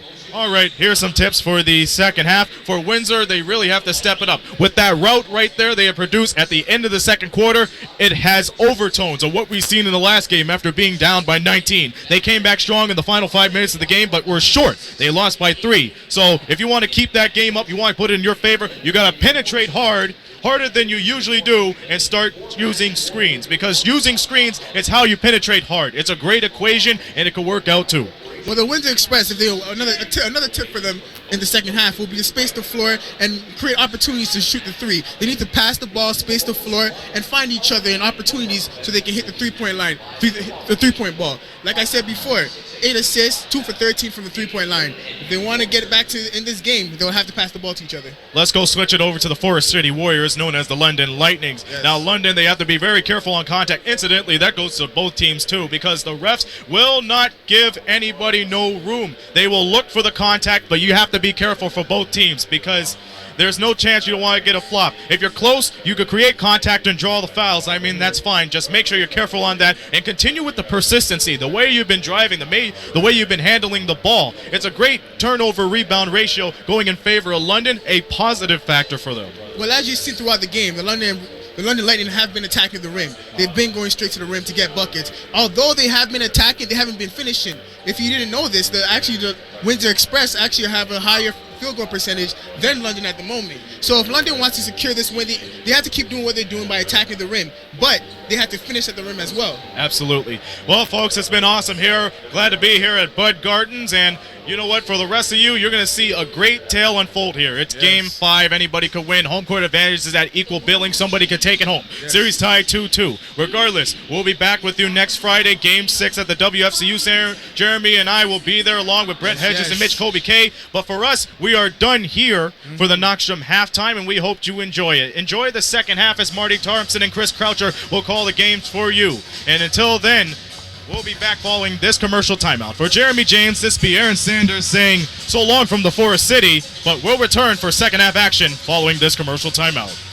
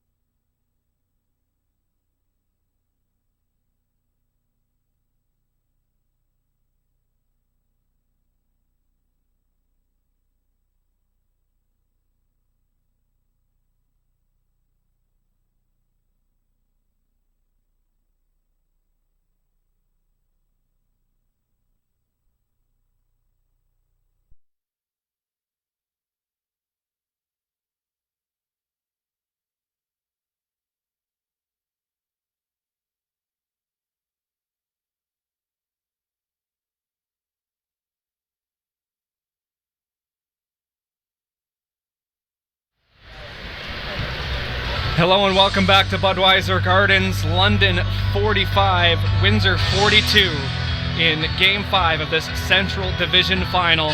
And the Atlantic Division Final has now been decided. Halifax moving on to the NBLC Finals. Looks like the score there was 109-80. So again, Halifax will play either one of these two teams in the NBLC Finals after sweeping their way to the finals themselves. London in white, Windsor in red, Marty Thompson and Chris Croucher up in the booth. Chris, it was London winning that first quarter, and then it was Windsor winning the second. Yeah, and in that case, it was Windsor being huge in the second. They needed that to get themselves back in this game. Now they find themselves only down 3 after being down by 15 during that first quarter. In fact, London outscored Windsor 28-14 in the first. Windsor with a nice answer back, 28-17 for Windsor in that second quarter, and we've got a game again. One of the big reasons for that, Alex Superman Johnson, easily his best performance in a Windsor Express jersey with that 12 points he had, almost all of them coming in the second quarter, and just a great effort to be that energy guy off the bench, and he's really the only guy on Windsor that's shooting the ball well. There's no one really on Windsor other than Chris Commons, but he's only taken 4 shots. That's having a good day from the field. And then you look at the London Lightning, of course. They've had an amazing performance from Stephen Maxwell. Already has a double-double. They've needed that all playoffs long, and now he's finally showing some signs of the player he was during the regular season. And we're underway, for the second half. London versus Windsor. Commons in the post up against Akeem Scott. Windsor can't get on the board here in the third quarter to start the third quarter. Williamson makes a play call. You see Maxwell now drawing Akeem Scott in. Scott trying to get loose on this near side. Williamson still with it now to Warren Ward for 3. Misses. Collected there by Tony Bennett. 11:26 now in the third. Bennett hands it off to Billy Rush. Rush finds a lane, takes it up. Oh, Billy Rush so close there. And now here comes Williamson for London. Into the corner. Here's Akeem Scott. Fakes the shot and moves along the baseline. Up! He will be fouled. Couldn't get that shot to go. Almost got that friendly roll, though, as Tony Bennett is going to take the...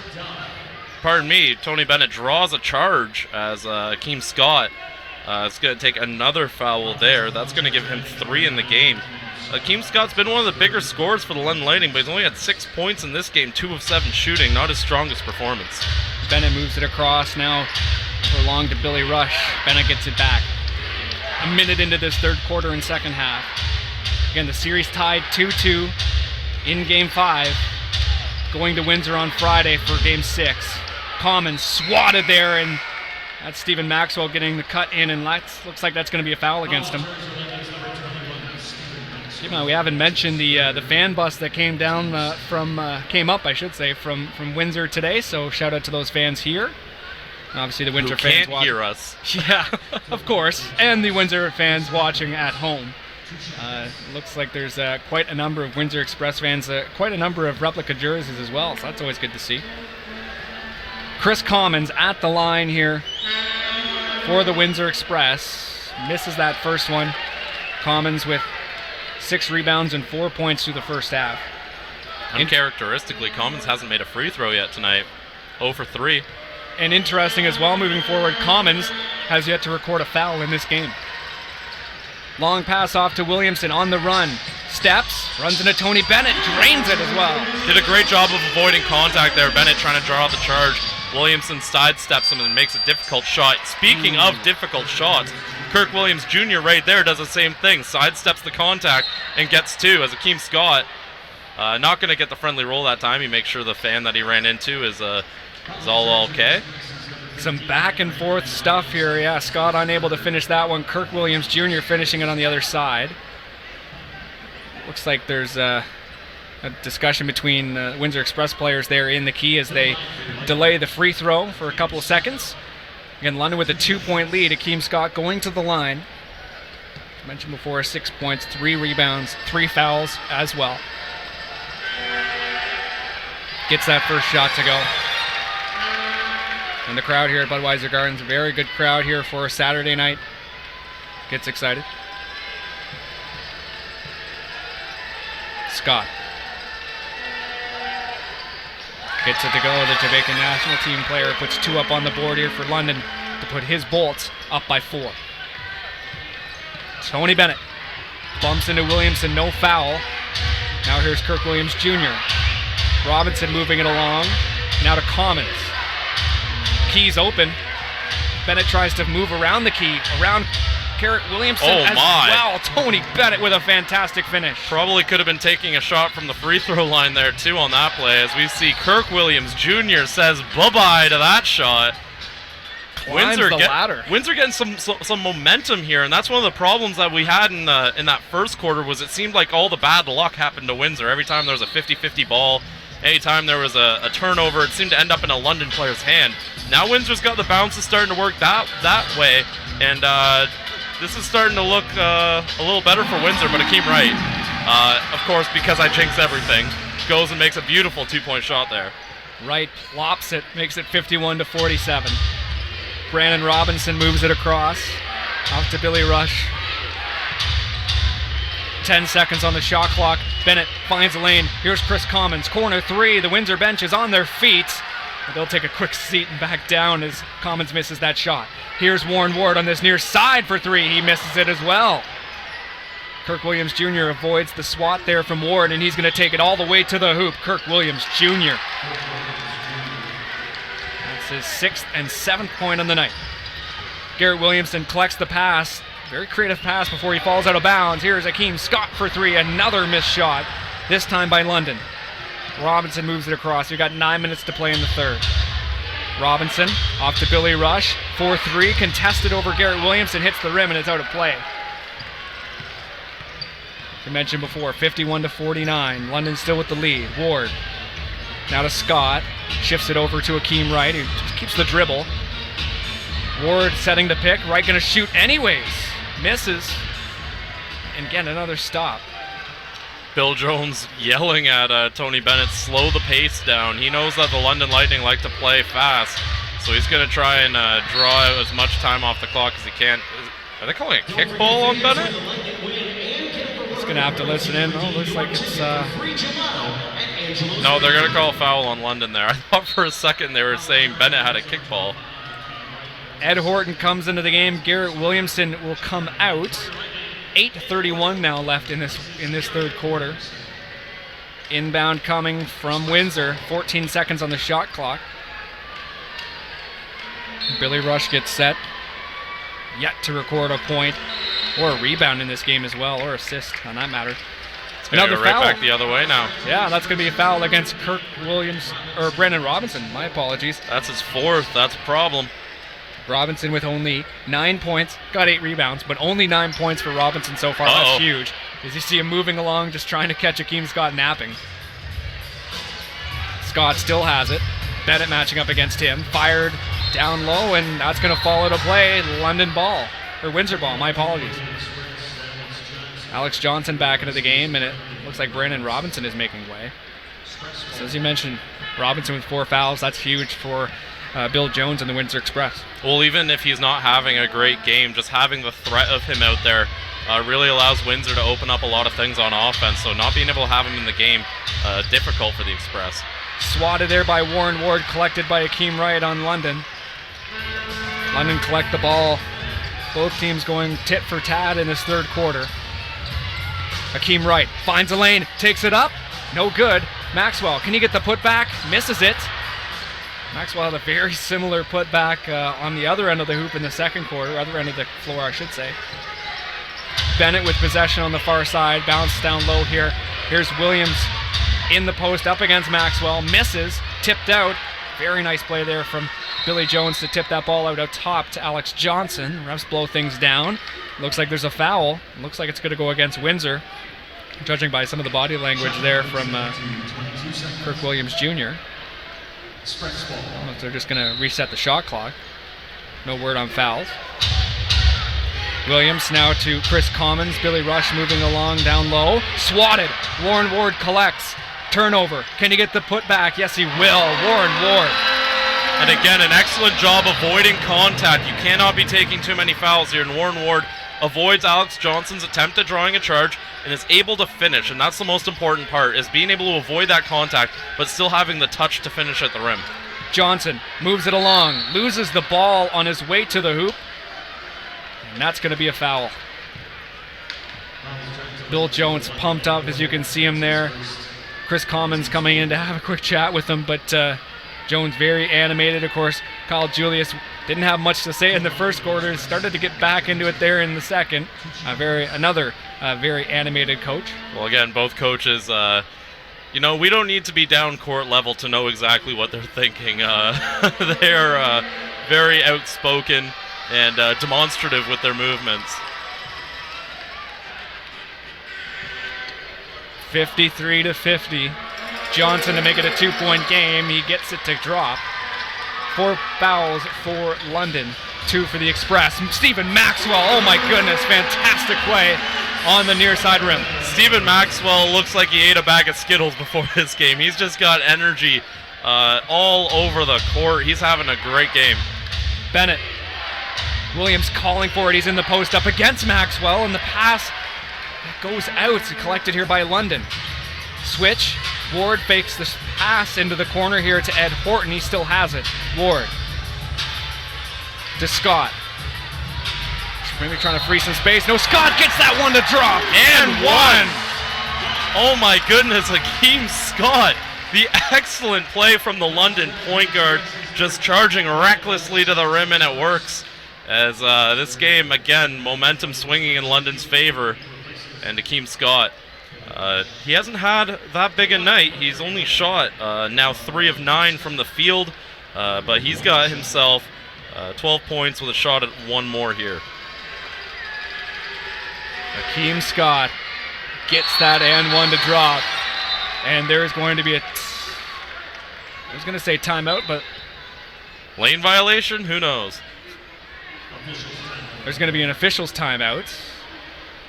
Looks like Hakeem Scott is talking to one of the referees on this near side.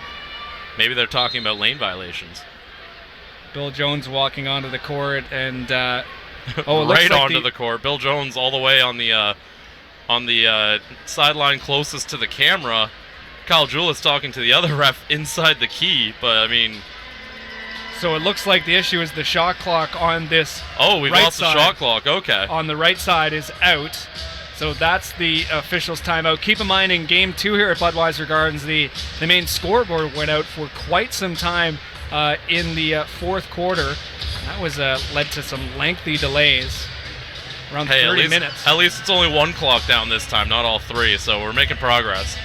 Again, the shot clock on the right-hand side of your screen, and it lights up. Looks like they've got that one back in sync with the one on the left, and looks like we're back here as the refs blow it. Looks like they're waving off the scorer's table, or waving off one of the officials on the London Lightning side. Again, 58-51, London with the lead here, 6.5 left in the quarter. And now the referees are signaling both teams to come back out onto the court as the shot clock issue has been sorted here in relatively quick time considering what we saw here in Game 2. I was worried we were going to have to come up with 30 minutes of material again. It was really interesting leaving the arena that day because it was a 2 p.m. start, but I don't think we got out of here till 5:36 just because of that delay. Commons bounce pass taken here by Tony Bennett. London kind of just a little bit full court press, just getting some players on the other side, just trying to stir up some trouble. Williams up top, 8 seconds on the shot clock, foul. It's going to be between either Akeem Wright or Chris Commons. It's going to be an offensive foul against Commons. So that's his first of the game. Keep in mind, the Express now up to 4, same with London in this quarter.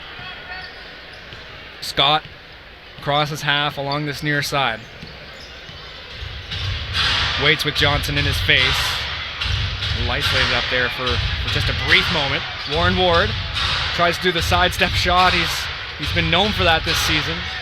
He's going to take the shot anyway. He's over top of Tony Bennett. It's no good. 5:50 on the clock in the third. Johnson turns on the Jets, moves it around, passes it off to Kirk Williams Jr. at the last second. Alex Johnson, again, a huge difference maker in this game. He's been the best player on the court for the Windsor Express. Unlikely, he had 0 points, 0 rebounds, and 0 assists in Game 3 and 4. And now he's coming through big. Akeem Wright also coming up big. That's another 2. Nice jumper on that far side, makes it 60-53. Ryan Anderson preparing to come into the game here for London.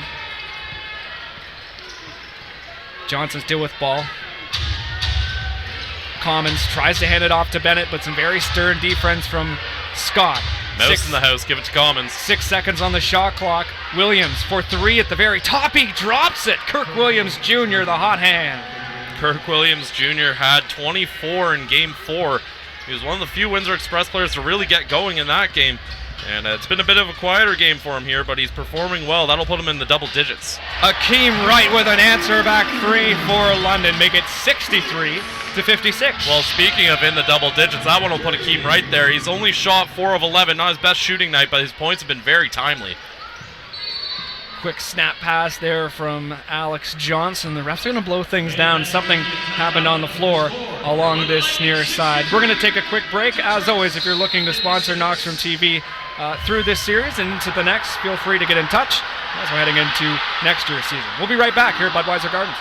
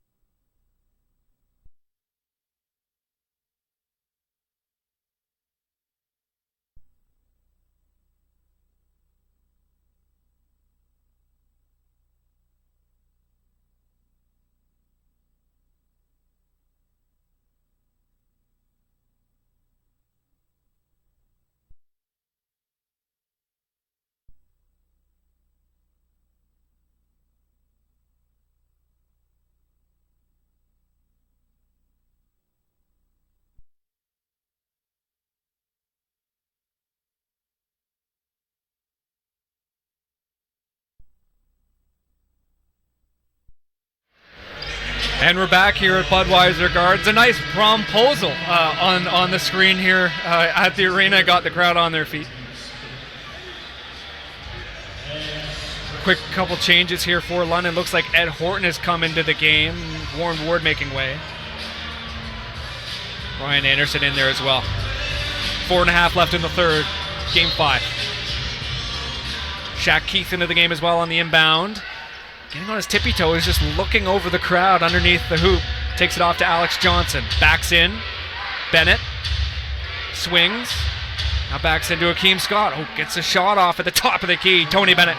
Yeah, Bennett makes Akeem Scott pay for flopping a little bit there as Scott went back pretty far from a light towel. That's going to be a foul against Shaq Keith. Obviously upset with himself there, but definitely made it hard for Ed Horton, about as hard as he could have. But unfortunately, Shaq Keith getting the foul there. That's the second time I think Shaq Keith has just played excellent defense and ends up getting called for something. And on that one, it's going to be Ed Horton going to the line. Unfortunate for Keith, too, because now he's sitting at 4 fouls. He hasn't really been able to get going in this game because he's spent so much time on the bench because of foul troubles. It's kind of unfortunate. He's had a solid game in the limited minutes he's been allowed to play. One, in Windsor obviously being the league best defense this year, you think of guys like Tony Bennett obviously leading in categories like steals, but you just look at how Shaq Keith plays and he doesn't give anybody an inch when they've got the ball.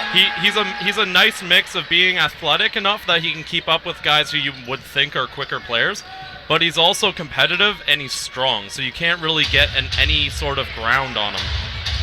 Johnson with the ball here for Windsor, takes it up, gets it to drop after a couple of hits off the rim. Makes it a 5-point game. London still with the lead here. We've got 4 minutes to go in the third.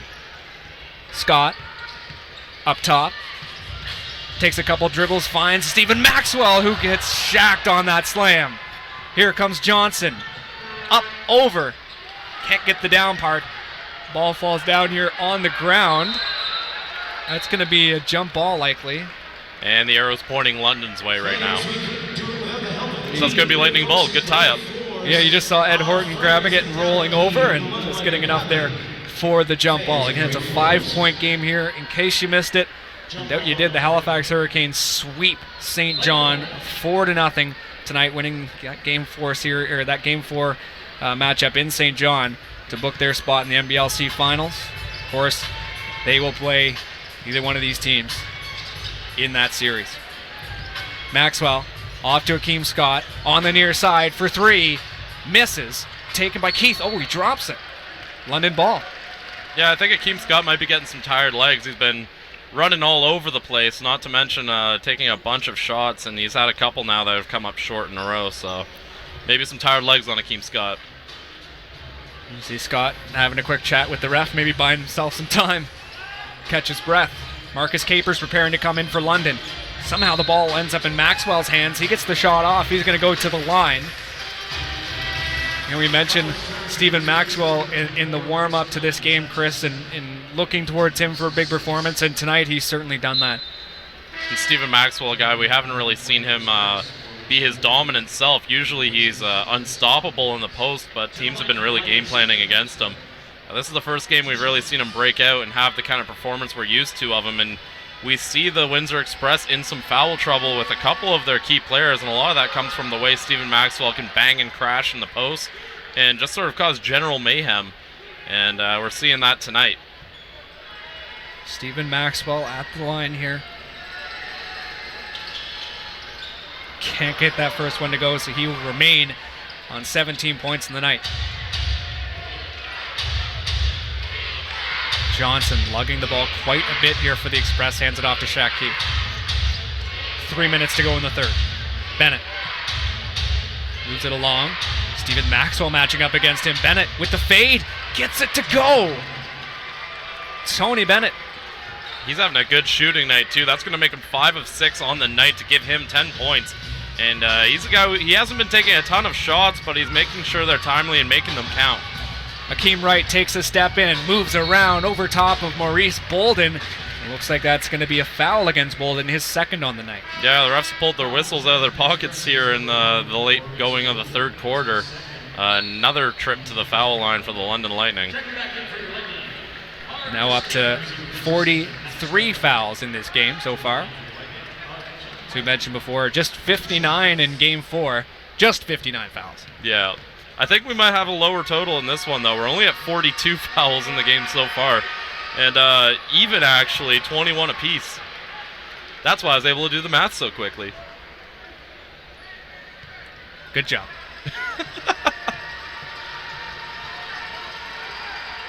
$65 plus 1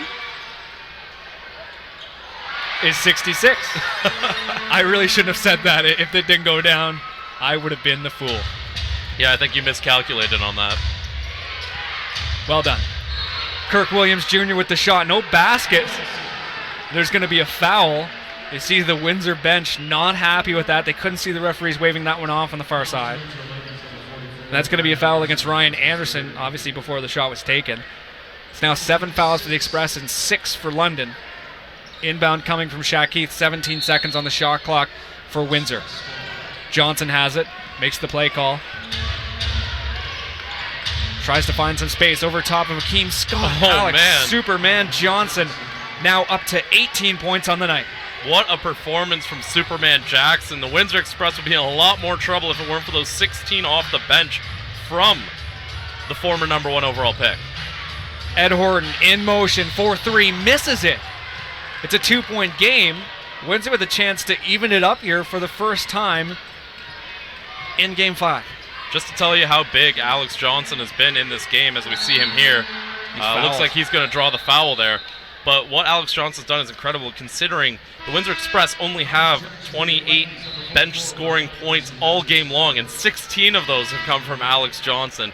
And I don't know if we can do the math, but that's a lot for the Windsor Express to have Alex Johnson, a guy who really didn't do much in games 3 or 4, come off the bench and put in a super performance, is excellent by the young point guard. And it's always good to see depth. If you're Windsor, depth at the guard position, you've got obviously Sharon Collins and you've got Tony Bennett. And, just to have Johnson coming off the bench and having quite a performance, it's definitely impressive if you're the Express. Tie game, 66 all. We've got 2 minutes to go in the third. Windsor looking for the lead here late after being down by a considerable amount in the first quarter. Also for most of the second. Johnson, as we mentioned before, 19 points to his name. Oh my goodness, he's left wide open for three. Windsor have the lead, 69-66. Timeout by Kyle Julius and the London Lightning. Meantime, Windsor going mad. I loved Coach Jones as he walked onto the court there just laughing. He had no idea Alex Johnson was going to come onto the court and put up the kind of performance we saw right there. And that was a total heat check shot. That was Alex Johnson like, hey, I'm scoring from everywhere. Let's try this one. And he nails it. And wow, the Windsor Express, 1 point down, 14 points. Now they're up by 3 with limited time left in this third quarter. What a performance, and it has to do with the young Canadian point guard for the Windsor Express. Well, you just saw that play. He moved the ball up, and in that instance, a couple London Lightning players got drawn into the key, and they all looked back, and they all saw who had the ball. And they realized. Well, as great as Alex Johnson's been in this quarter, you don't really think of him as the threat. So you go, oh man, is Chris Commons open? Oh man, is Tony Bennett open? And you forget about the guy who has been a key player off the bench. Alex Johnson nails the three. You just saw Sharon Collins grabbing Superman Johnson by the hand, probably just letting him know, man, you are just killing it right now and doing a fantastic job for this Express team. All smiles on the bench. Brandon Robinson, the biggest grin of them all. We mentioned that before. He really hasn't had the best night. Only around 9 points to his name so far. Similar total in the rebounds category, but of course we talked about that in the warm-up as well to this game, talking about Windsor needing that second option because we always know Brandon Robinson's going to do this, going to do that. Well, they haven't had Brandon Robinson and they haven't needed it. And it's kind of funny because every time, when we were talking at the top of the broadcast too, is every time there's been a player who plays that second option role, it's been a different guy every game, and it looked like they weren't going to have one again here in Windsor. And then, of all guys, Alex Johnson's the one who explodes. Budweiser Gardens quiet as the London Lightning get their first possession down in this game, I should say. Here now in the third quarter with a minute to go. Looks like there's going to be a foul against London, or it will be a 24-second violation. Just wasn't sure when they blew the whistle there. Great defense by the Windsor Express, and right now they can really make this game crazy and start to run away a bit. They can get some points here. Momentum definitely swinging in the Express's way. There he is, Johnson, 23 points on the night. Bolden takes it down low to Kirk Williams Jr. Fantastic passing by the Windsor Express. Well, Mo Bolden with a sweet pass there, and Kirk Williams Jr. able to finish. The Windsor Express are rolling right now. That's going to be no basket. There was a foul as Akeem Scott moved around Kirk Williams Jr. Unrelated, but did you know Akeem Scott could dunk? Yeah, that's a good point. Yeah, I don't think I've ever seen him dunk before. That was pretty impressive. He took his opportunity, and he goes to the line here. It's not bad. 6'1". Bunch of guys at 6'1". I mean, you've got Tyshawn Patterson. We've seen him dunk. Yeah. We've seen him dunk. Ed Horton, I don't believe so. Probably not. Probably not, no. Nick Okori as well. So, short guy dunk contest. Let's do it. Well, I mean, get Steph Beno back over here, and we could see a real short guy dunk contest. That's a fantastic point. Of course, the former Windsor Express player. Well, technically, based on trade rights, he's also a former Lightning player, too. That is correct, yeah. That's correct. The rights traded before there. Last season there, London acquired the rights to Steph Beno, but Beno didn't come back. Akeem Wright at the line, 46 seconds left in the third. Breathes some life into Bud Gardens, 68-71. The Express with the lead. As we mentioned before, their first lead of the game comes in this third quarter. Commons back into the game. Now to Johnson. Tries to step around Williamson. Now here to Shaq Keith. Who's going to take the shot? Bennett fires it out. Mo Bolden steps in. Why not? Johnson for three. Contested. Misses. Fresh shot clock as Windsor get the offensive rebound. Keith Got Bill Jones in his ear, just telling him where to go. Of course, the shot clock has expired at this point. We've got 10 seconds to go in the third. Some creative dribbling there by Shaq Keith. He spins. Oh, fires it across. Ball falls out of play off of Akeem Wright as he tried to collect it. 3.8 on the game clock. Chris Commons the intended target. Set play coming here for Windsor. Keith getting set on the inbound. Right, dead set in the corner. Well, they're going to set him up here rather on this near touchline. Johnson in motion. He'll find Johnson. He's got some space. Capers matching up against him. Johnson nearly had that one. 71-68. Windsor with the lead here after 3 quarters of play at Budweiser Gardens. We'll be right back with the 4th quarter here at Budweiser Gardens.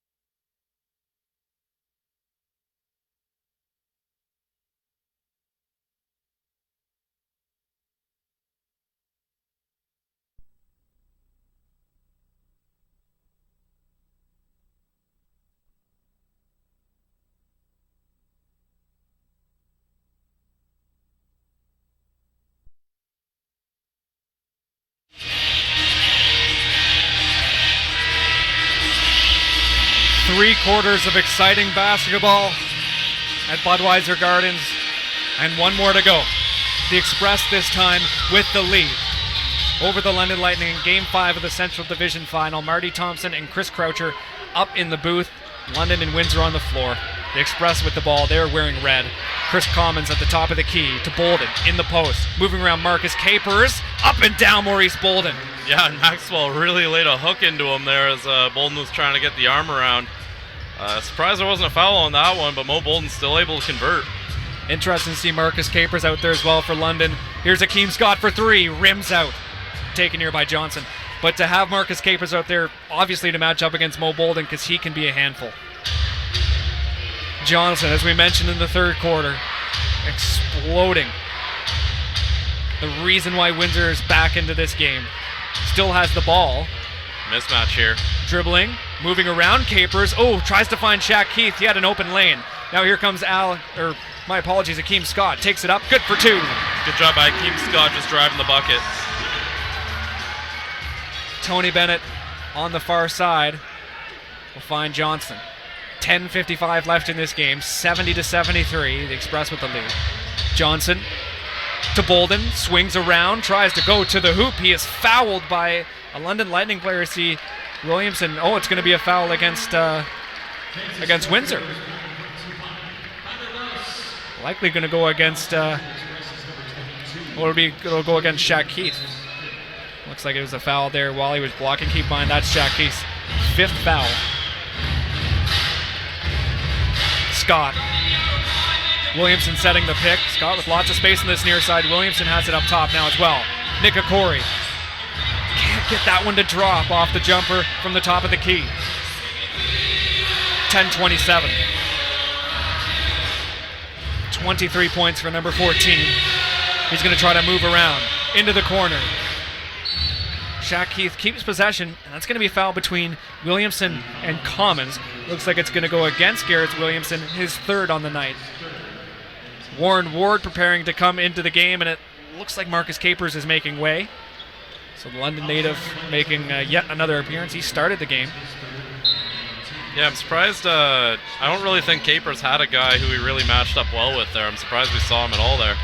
Bolden can't get that one to drop. Big rebound there from the guy who just came on, Warren Ward. 10-10 on the clock. Akori on this near side corner. Ward at the very top. Now to Akori. Swings. Double team there. You saw Tony Bennett getting a hand in, and Akori goes to ground. His arm got caught between two cutting defenders there. You worry about the elbow on that. It looks like he'll be okay. Kirk Williams Jr. preparing to come back into the game. He's on 3 fouls. And Maurice Bolden will make way. Tidy game from Maurice Bolden as well. 8 rebounds, 1 for 4 shooting from the field. Meantime, Brandon Robinson preparing to come on for Windsor as well. Shaq Keith making way. So the starter is back out there for the Express, of course, with the exception of the hot hand in the form of Alex Superman Johnson. Ref's going to blow that one down. Looks like there's a foul. This has kind of been a problem in the series, is there are just these moments where it's whistle, whistle, whistle, and it just really saps the momentum. It's going to be a foul against Commons. Commons now up to 4 fouls. Keep in mind he was at 0 heading into halftime. Williamson. Maxwell streaking towards the bucket, into the corner. Akeem Scott gets the 3 to go. Big bucket there from Akeem Scott, gives him 18 on the game. It hasn't been his best shooting performance, but again, as we've seen from a couple of guys who haven't shot well in this game, the ones they are making are very timely. As Akori took a shoulder to the jaw. They're going to give him a foul though. Alex Johnson's going to get the and one layup. Wow. That's going to give Alex Johnson 25 points with a chance at 26. Unbelievable stuff from Alex Johnson, the former All-Star. We didn't expect this. Well, 25 points is by far a season high for Alex Johnson. And again, he had 0 in games 3 and 4 combined. And looks like he's making up for lost time. Scott tries to get something going for London. He was fouled before the shot. So 76-73, the Express still with the lead. Looks like Scott's going to go. Oh, my apologies. He was fouled as he took the shot, so he is going to go to the line here for 2 shots. Scott, mind now leading the game, or rather leading the team, London Lightning with 18 points. Still well behind Johnson with 26 for the game lead.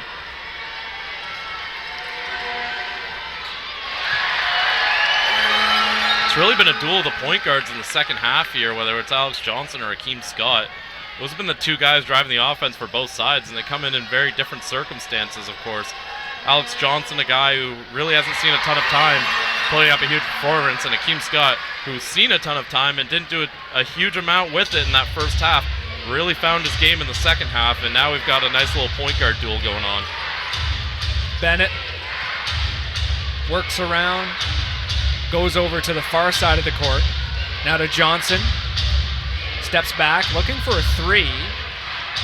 Now he's going to move it along. Alex Superman Johnson, he can't do wrong. He did wrong that time. Now off to Warren Ward of the London Lightning.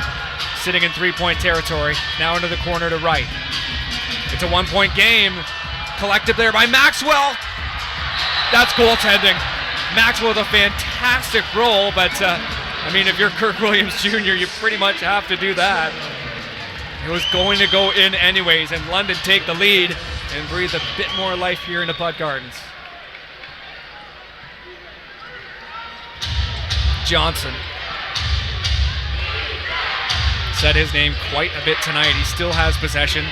Finds Bennett at the very top.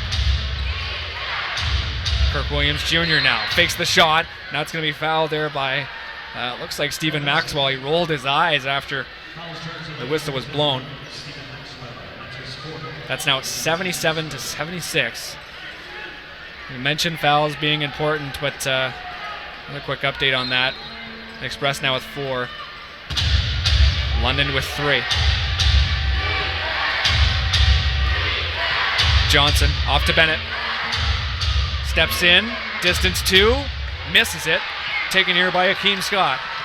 Takes it all the way. Oh, Tony Bennett grabs on to Scott. Jump ball. They're calling jump ball. Scott still sitting down off to the side. The arrow is in London's favor, so it's their ball anyway, but I don't know about that one. Bennett really just looked like he latched on, just held on for a ride there with Akeem Scott, the man in motion. London with the 1-point lead. Ward swings. 15 seconds on the shot clock. Williamson finds a lane and gets it to go as he falls into the first row of the crowd. And again, Stu Switzer just avoids contact there, but Garrett Williamson so good at just attacking the basket there. He's only got 6 points on the night, but he's done a great job. Brandon Robinson with it. Corey matching up with him on defense. That's going to be a foul as Chris Commons jumped up for the ball. Warren Ward was right in behind him. That's going to be a foul against Ward. That's the second of the game. Now both teams up to 4 here in the fourth quarter. We've still got 8 minutes to go. 79-76. The long pass. Can Commons get to it? He will, just barely. Fantastic play from the big man, and there's lots of space on the court. Kirk Williams Jr. gets the 3, ties this game up at 79. Huge bucket from Kirk Williams Jr. He's got 17 points in this game, and he has been fantastic for the Express. He had 24 in Game 4, so he's really finding his groove. Corey misses the 3 as the ball hits the back of the rim, and it's back out here for the Express. Johnson finds a bit of space. You see Scott just scrambling to get out to him. Here's Tony Bennett finding a lane. The point guard's getting it done here for the Express. Excellent job by Tony Bennett. And again, he's been shooting incredibly well. Hasn't taken a ton of shots. The ones he's making are crucial. There's another 2 from the Windsor point guard, pardon me. Scott manages to find a lane. Now here's Warren Ward for 3. Gets it to drop. The London native gives London the lead, 82-81. Warren Ward, one of the most gifted shooters in NBL Canada.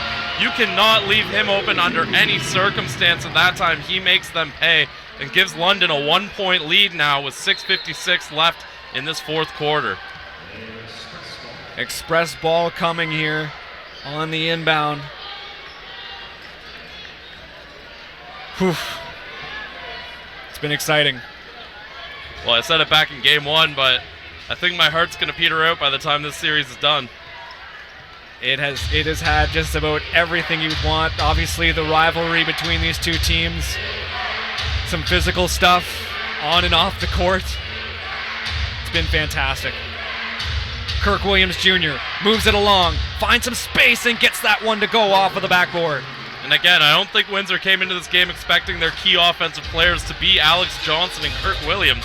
They're doing a fantastic job keeping this within reach and making sure that Windsor and London are just going back and forth right now. Anderson Nifty finds move. a bit of space. Yeah, great change there of possession, or change of movement, I should say. Johnson keeps the ball as Akeem Scott trying to stay as tight as possible. Now there's a bit of a mismatch. Scott matching up against Commons. Oh, Commons manages to get to the ball. No, he will not. Here comes Warren Ward. Up top, here's to Stephen Maxwell. Slam! Stephen Maxwell again. A big play. We haven't seen him much in this second half. Windsor really keyed in on him and locked him down, but now Stephen Maxwell with that play forces Windsor to take a timeout. He's got himself 19 points in this game to go along with 15 rebounds. He's been fantastic. And I mean, right now, it can be anyone's game. I like the timeout from Coach Jones there, because rather than letting London get that momentum and maybe build it up with a couple possessions, as soon as he even senses the potential for a momentum change, it doesn't even have to be like fully changed yet.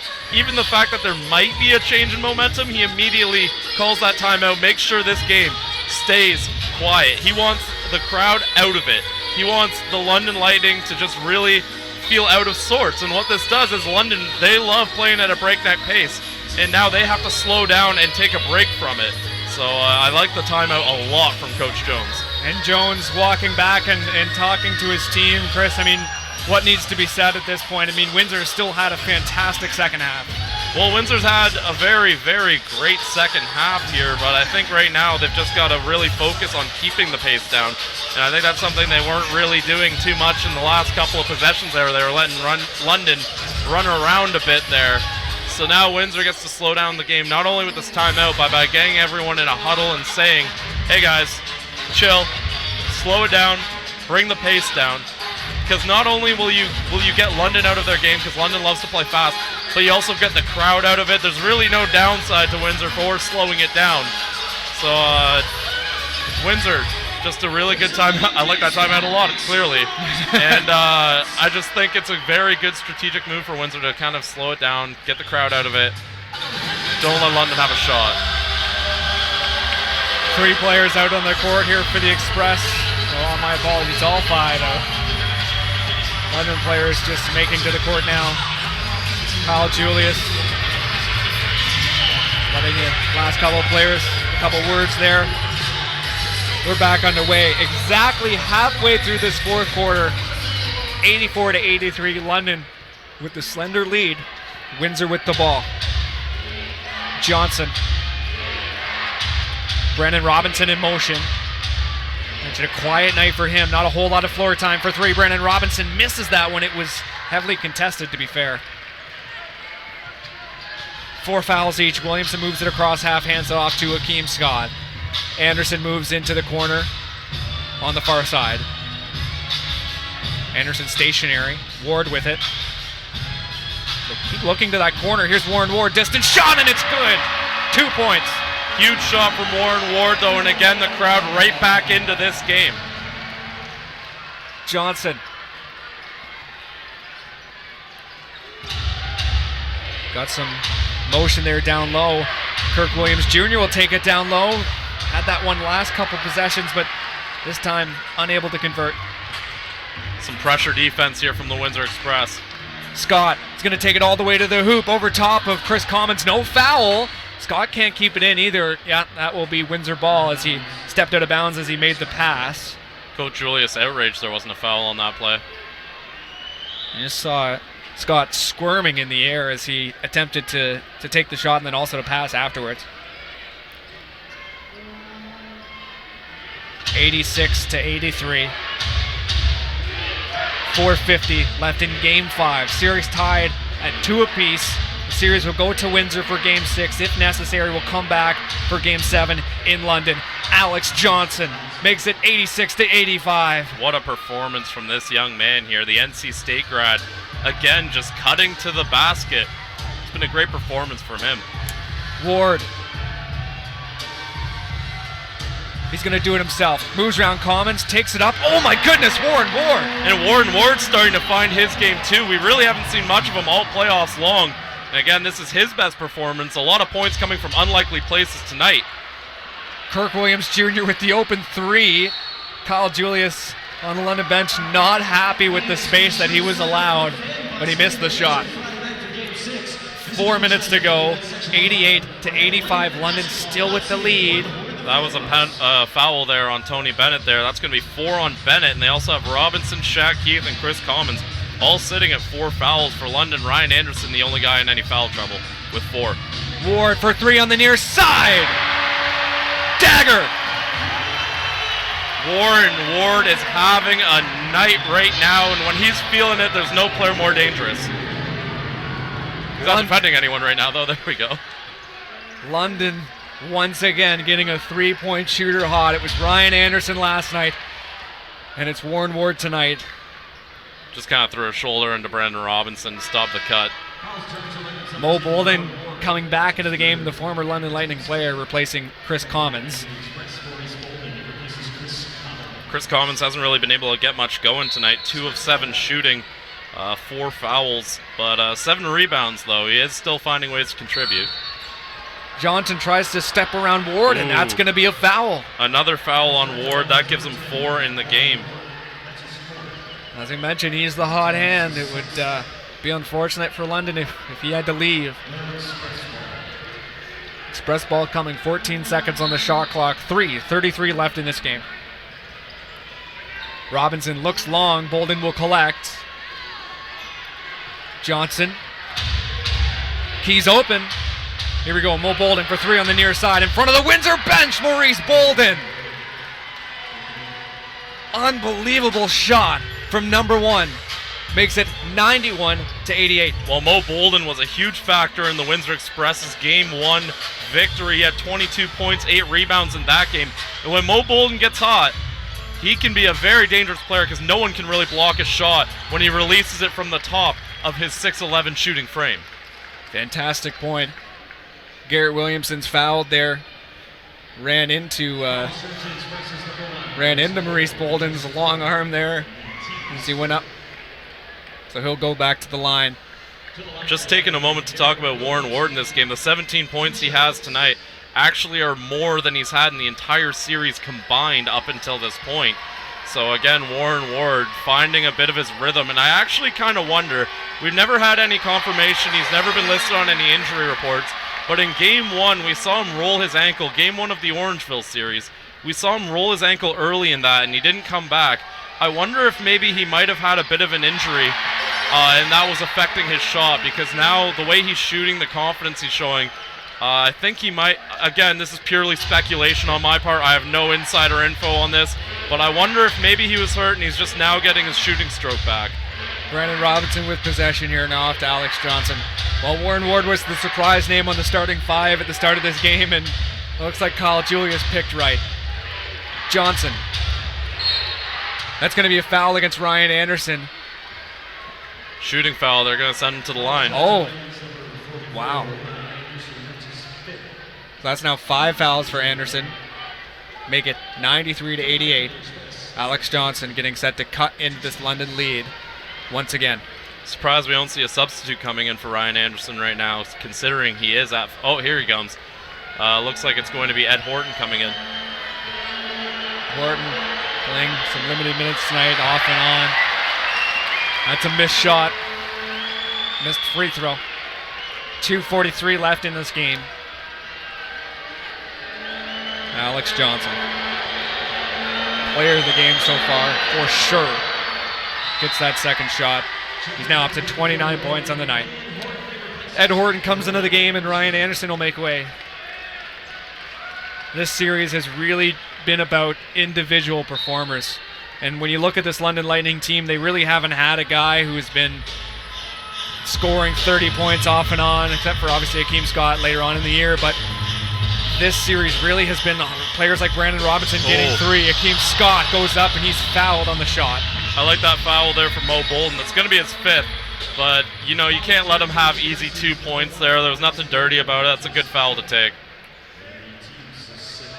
So now London to 7 fouls. Express to 6. So Akeem Scott goes to the line for 2. As I was saying, this series is really just about the individual performers. You had Ryan Anderson, obviously, the last game, tipping London over eventually with his insane 34-point performance. 94-89. And tonight it's Alex Johnson and, to some extent, Stephen Maxwell at the 21, but more importantly, Warren Ward really shooting London into the lead here in this fourth quarter.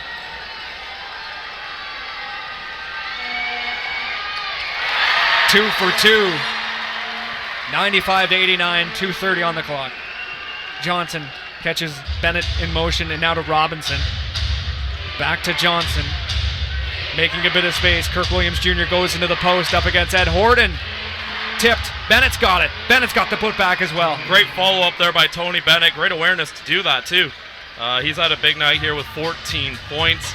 And, of course, he's a key part of this Windsor Express attack. He's a guy who doesn't necessarily need to go out and take a ton of shots, but he's still able to put up some gaudy numbers. Ed Horton on the skip, and he goes to ground. Another foul for the Express.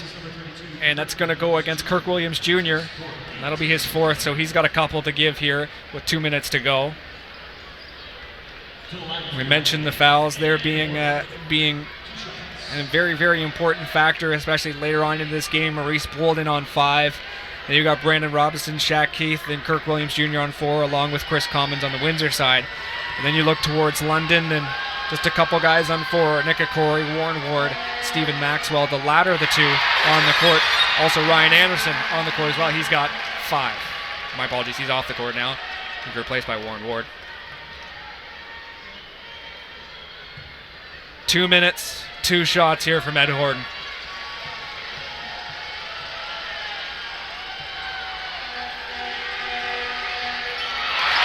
Gets the second one to drop. 97-91. Time might be running out on the Express. Gut check time right now for the Express. Robinson tries to step around Horton. Finds Tony Bennett. Moves it along. Tries to open up the 3. Charging against the Windsor Express. Tony Jones not happy with that. Or Bill Jones and Tony Jones. 97-91. Crucial stop for London. They stop Windsor from scoring. As I mentioned before, time might be running out for the Express. They implement the full court press. Everyone trying to find a man. Inbound coming. Ed Horton left alone. Couple claps here at Budweiser Gardens. Hoping London can maybe burn some time off the clock. Meantime, Windsor looking to strip the ball. That's Kirk Williams Jr. nearly had it. Well, that's going to be his 5th foul. Both teams obviously over the line at this point. So London will go to the line. What a 4th quarter has been for London. 29-20. They've outscored the Express. Of course, that's coming off of a disastrous third quarter for them when Windsor scored 29 and he only managed 23.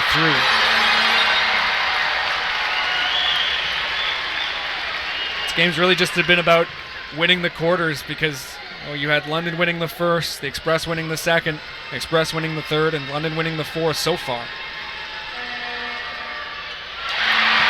2 for Ed Horton. He sticks his tongue out. 99-91. We've got a minute and a half left to play. Alex Johnson moves it across. Don't got much time.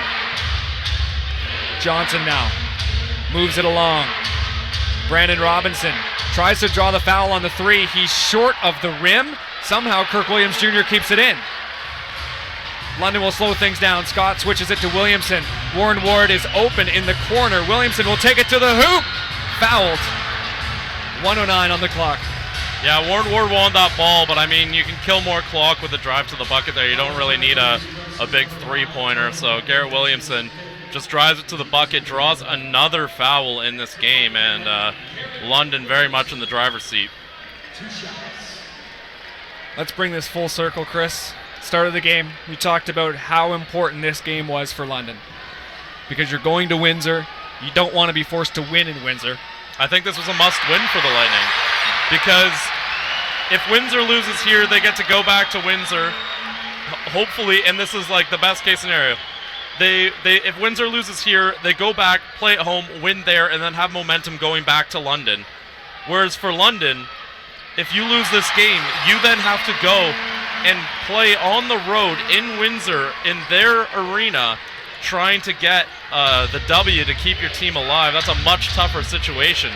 So this was a must-win for the Lightning, and they've shown up. Johnson spins, fires, he's short, and the refs are going to blow things down. Again, 101-91. I think that's going to be a foul, as I think it was Robinson was going for the rebound. He got bumped in the back there. So Brandon Robinson will go to the line. As we mentioned earlier, Robinson with just 9 points, 8 rebounds. Of course, he got 4 fouls early and had to exit the game.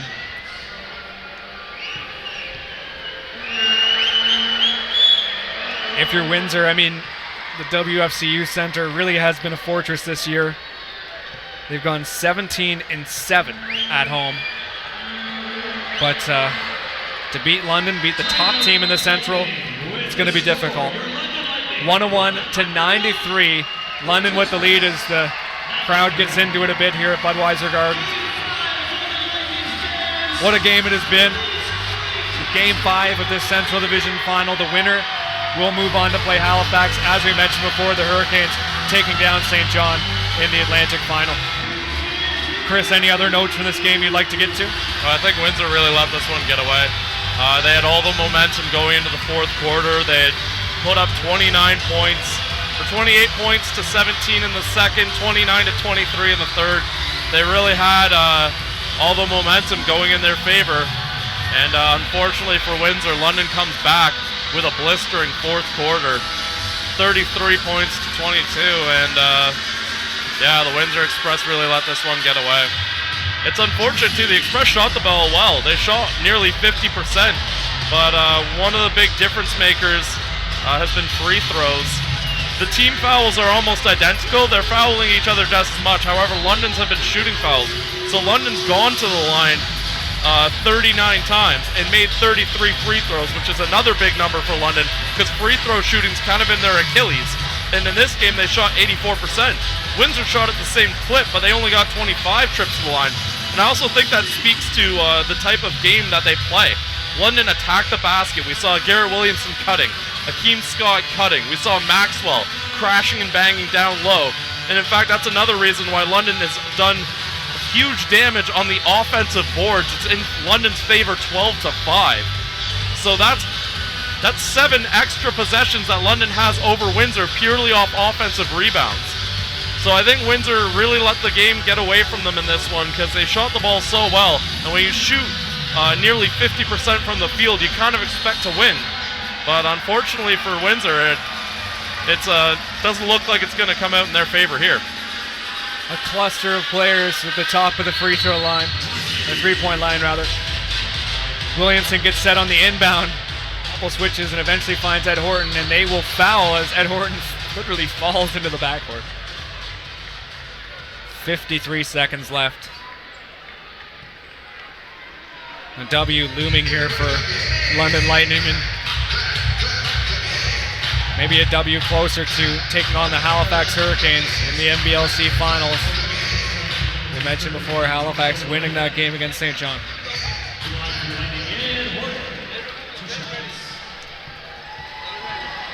Ed Horton to the line, number 1 with his first. Makes it 102-93. As you mentioned, Chris, London's now shooting 84% from the line, and that's significant when you go to the line 40 times. We've seen that earlier in this playoffs where they were unable to convert when they went to the playoff, or they went to the line as often. So, 10-point game, London with the lead, 53 seconds left. It's pretty much all but said and done here. Looking ahead towards Game 6 and Game 7 if necessary. Game 6 will take place in Windsor on Friday. That'll be May 27th. And then, of course, if necessary, the Game 7 will take place here in London. That'll be on May 31st. This series just seems to be taking forever, but also if it were to go to the full 7, Chris, that's going to be almost 3 weeks of these two teams playing each other. And as always, if you're looking to sponsor Knoxroom TV moving forward, feel free to get in touch for this series and also for the NBLC Finals moving forward. 10-point game. It's all but said and done. London get a massive must-win game in Game 5. Now heading to Windsor for Game 6.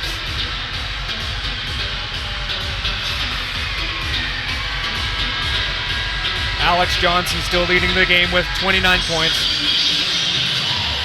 Stephen Maxwell leading the game with 17 rebounds. Really the stats that stick out. Of course, Akeem Scott leading London with 22.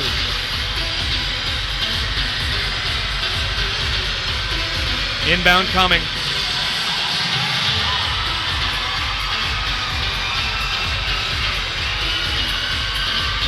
Couple fans on their feet here. Inbound. Tony Bennett collects. You've got to think 3. He's going to go distance 2. Bennett gets that one to drop. You just got to get points quick. Good play by Tony Bennett to recognize that. 103-95. Kirk Williams Jr. can't foul. Foul. Brandon Robinson will. Good play by Warren Ward to separate himself from Kirk Williams Jr. and just burn a couple more seconds off of the clock. Now 103 to 95, and they're going to send Warren Ward to the line. Ward with 17 points. And London once again getting a three-point shooter. Really cooking. Second game of this series in a row that they've had that. Ryan Anderson, obviously, last game. They also got to send an 80% free throw shooter to the line, so it helps when you're able to inbound it to exactly the guy you want to be taking those shots, but it doesn't help when he misses it. Alex Johnson. Bounce pass. Johnson gets it back into the corner. Brandon Robinson for three. Short. Collected by Maxwell. And now he's fouled. I think Maxwell there has to identify the fact that you want to try and get that ball to someone else there. Maxwell was career 70% shooter. He's had a big season from the free throw line in London, though, as he's an 80% shooter from the free throw line. And it's still just that 9-point differential. Rudolph Jolly coming into the game here for the Express. And it looks like Tony Bennett has made way for that substitution. Well, this is purely about rebounds here. So they want Jolly to be a big guy in there because, of course, London's got a much smaller lineup in right now. So they want Jolly to get all the rebounds and get as many second opportunities as the Express can in case they miss, as we see another 80% shooter defy the odds and miss a free throw. 35 seconds left in the fourth. London at the line in the form of Stephen Maxwell. Dropped. Maxwell goes 0 for 2, and Windsor quick to get it down the court. Here's Alex Johnson for three. He airballs it. But there's a foul there on Akeem Scott. Brandon Robinson went to ground. Scott with his hands up. 28 seconds now as we see Brandon Robinson go to the line. Again, he was fouled there just on this side of the hoop. Big free throws coming. The Express have been lucky. The fact that Maxwell missed both of those, and obviously going 1 for 2 from before. Robinson 1 for 1 with his second coming.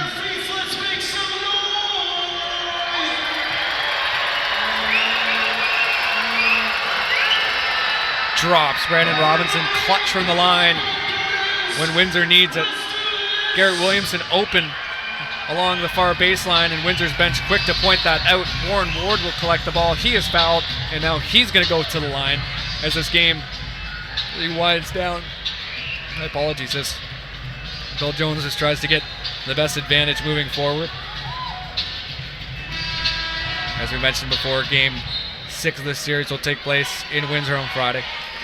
We'll have that game, as always.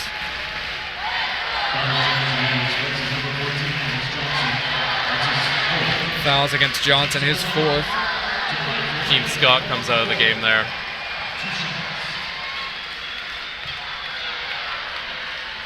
Warren Ward at the line, crowd on their feet. Trying to ring Game 5 in with a bit of noise. The hometown London Lightning with the lead.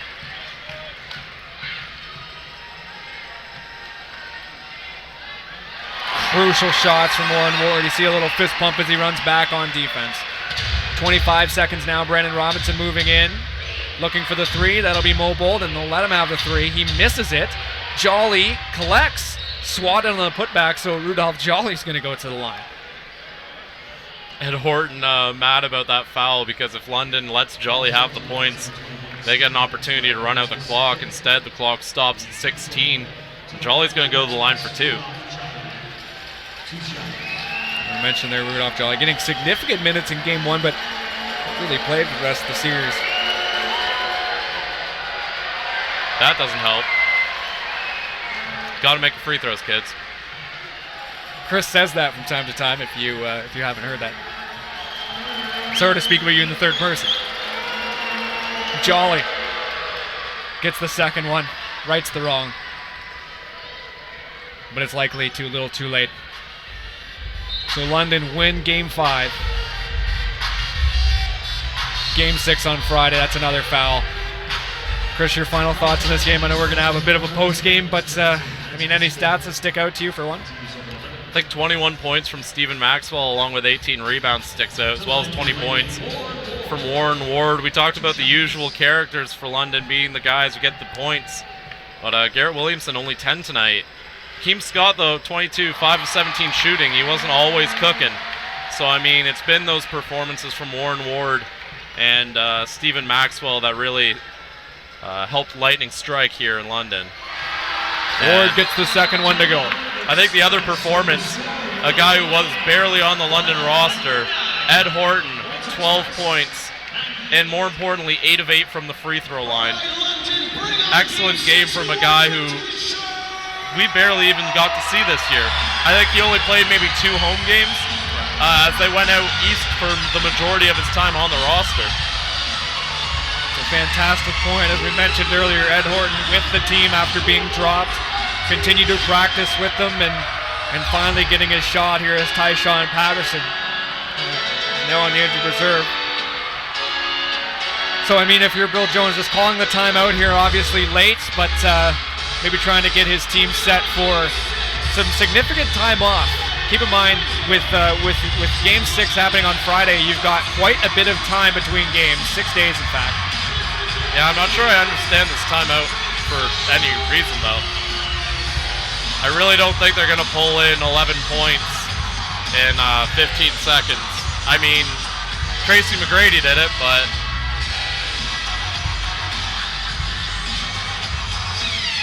But if you're Windsor, Chris, I mean, you've got the time to maybe make the adjustments. What adjustments do you think need to be made from their end? I think putting the ball through the orange hoop would be a big adjustment here. They just need threes. Points anyways, they can get them. Really not much more you can say than that. They're going to run all over the place trying to get that open look. Inbound coming on the near side from Alex Johnson. As we mentioned, a very, very good game from him. Mo Bolden in motion as Game 5 wraps up in this very, very exciting series. Capers with 2 touches as it falls into the first row. 108-98. Bounce pass, Robinson takes it. Steps around, maybe looking for a 3 to add to his stat total. He airballs it, and that will do it. So, final score, 108-98. London with the 10-point lead here at Budweiser Gardens. We will be right back with the post-game show.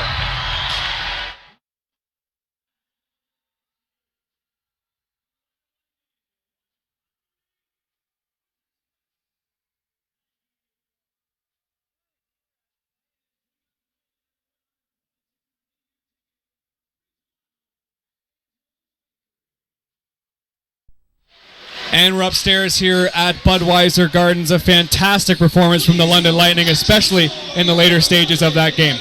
Yeah, I really thought the Lightning did an excellent job sticking to their game plan. We saw they wanted to really attack the bucket previously in the series, and it worked out beautifully for them in this game. They were able to get Windsor players into foul trouble.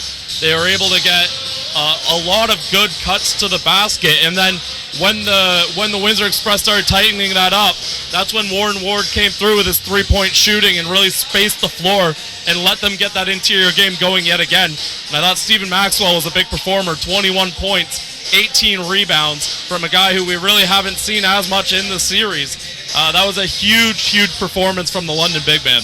But you've got to think the story of the game really has to be Alex Superman Johnson. 29 points to his name. Well, I don't think anyone saw that performance coming, not even by a long shot. His season high was 17, and that happened way back in the early goings of the season. So to see him come out and put up that kind of a performance, especially at a time where Windsor really needed a jolt of energy, and Alex Johnson provided it.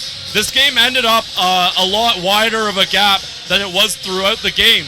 And Alex Johnson kept that close for the majority of the game with his play. And I think he really, really needs to be commended. That might have been the best playoff performance in a loop we've seen this year. Any predictions? It's got to go 7, right? It has to go 7. I can't see Windsor losing on the road again after they lost Game 4. So Windsor's going to be coming out firing on all cylinders. And I think we're going to be back here again. Let's hope so. So, from Budweiser Gardens, for myself, Chris, and everyone here on the broadcast crew, thank you very much for tuning in. The final score, London 108, Windsor 98. Thanks again.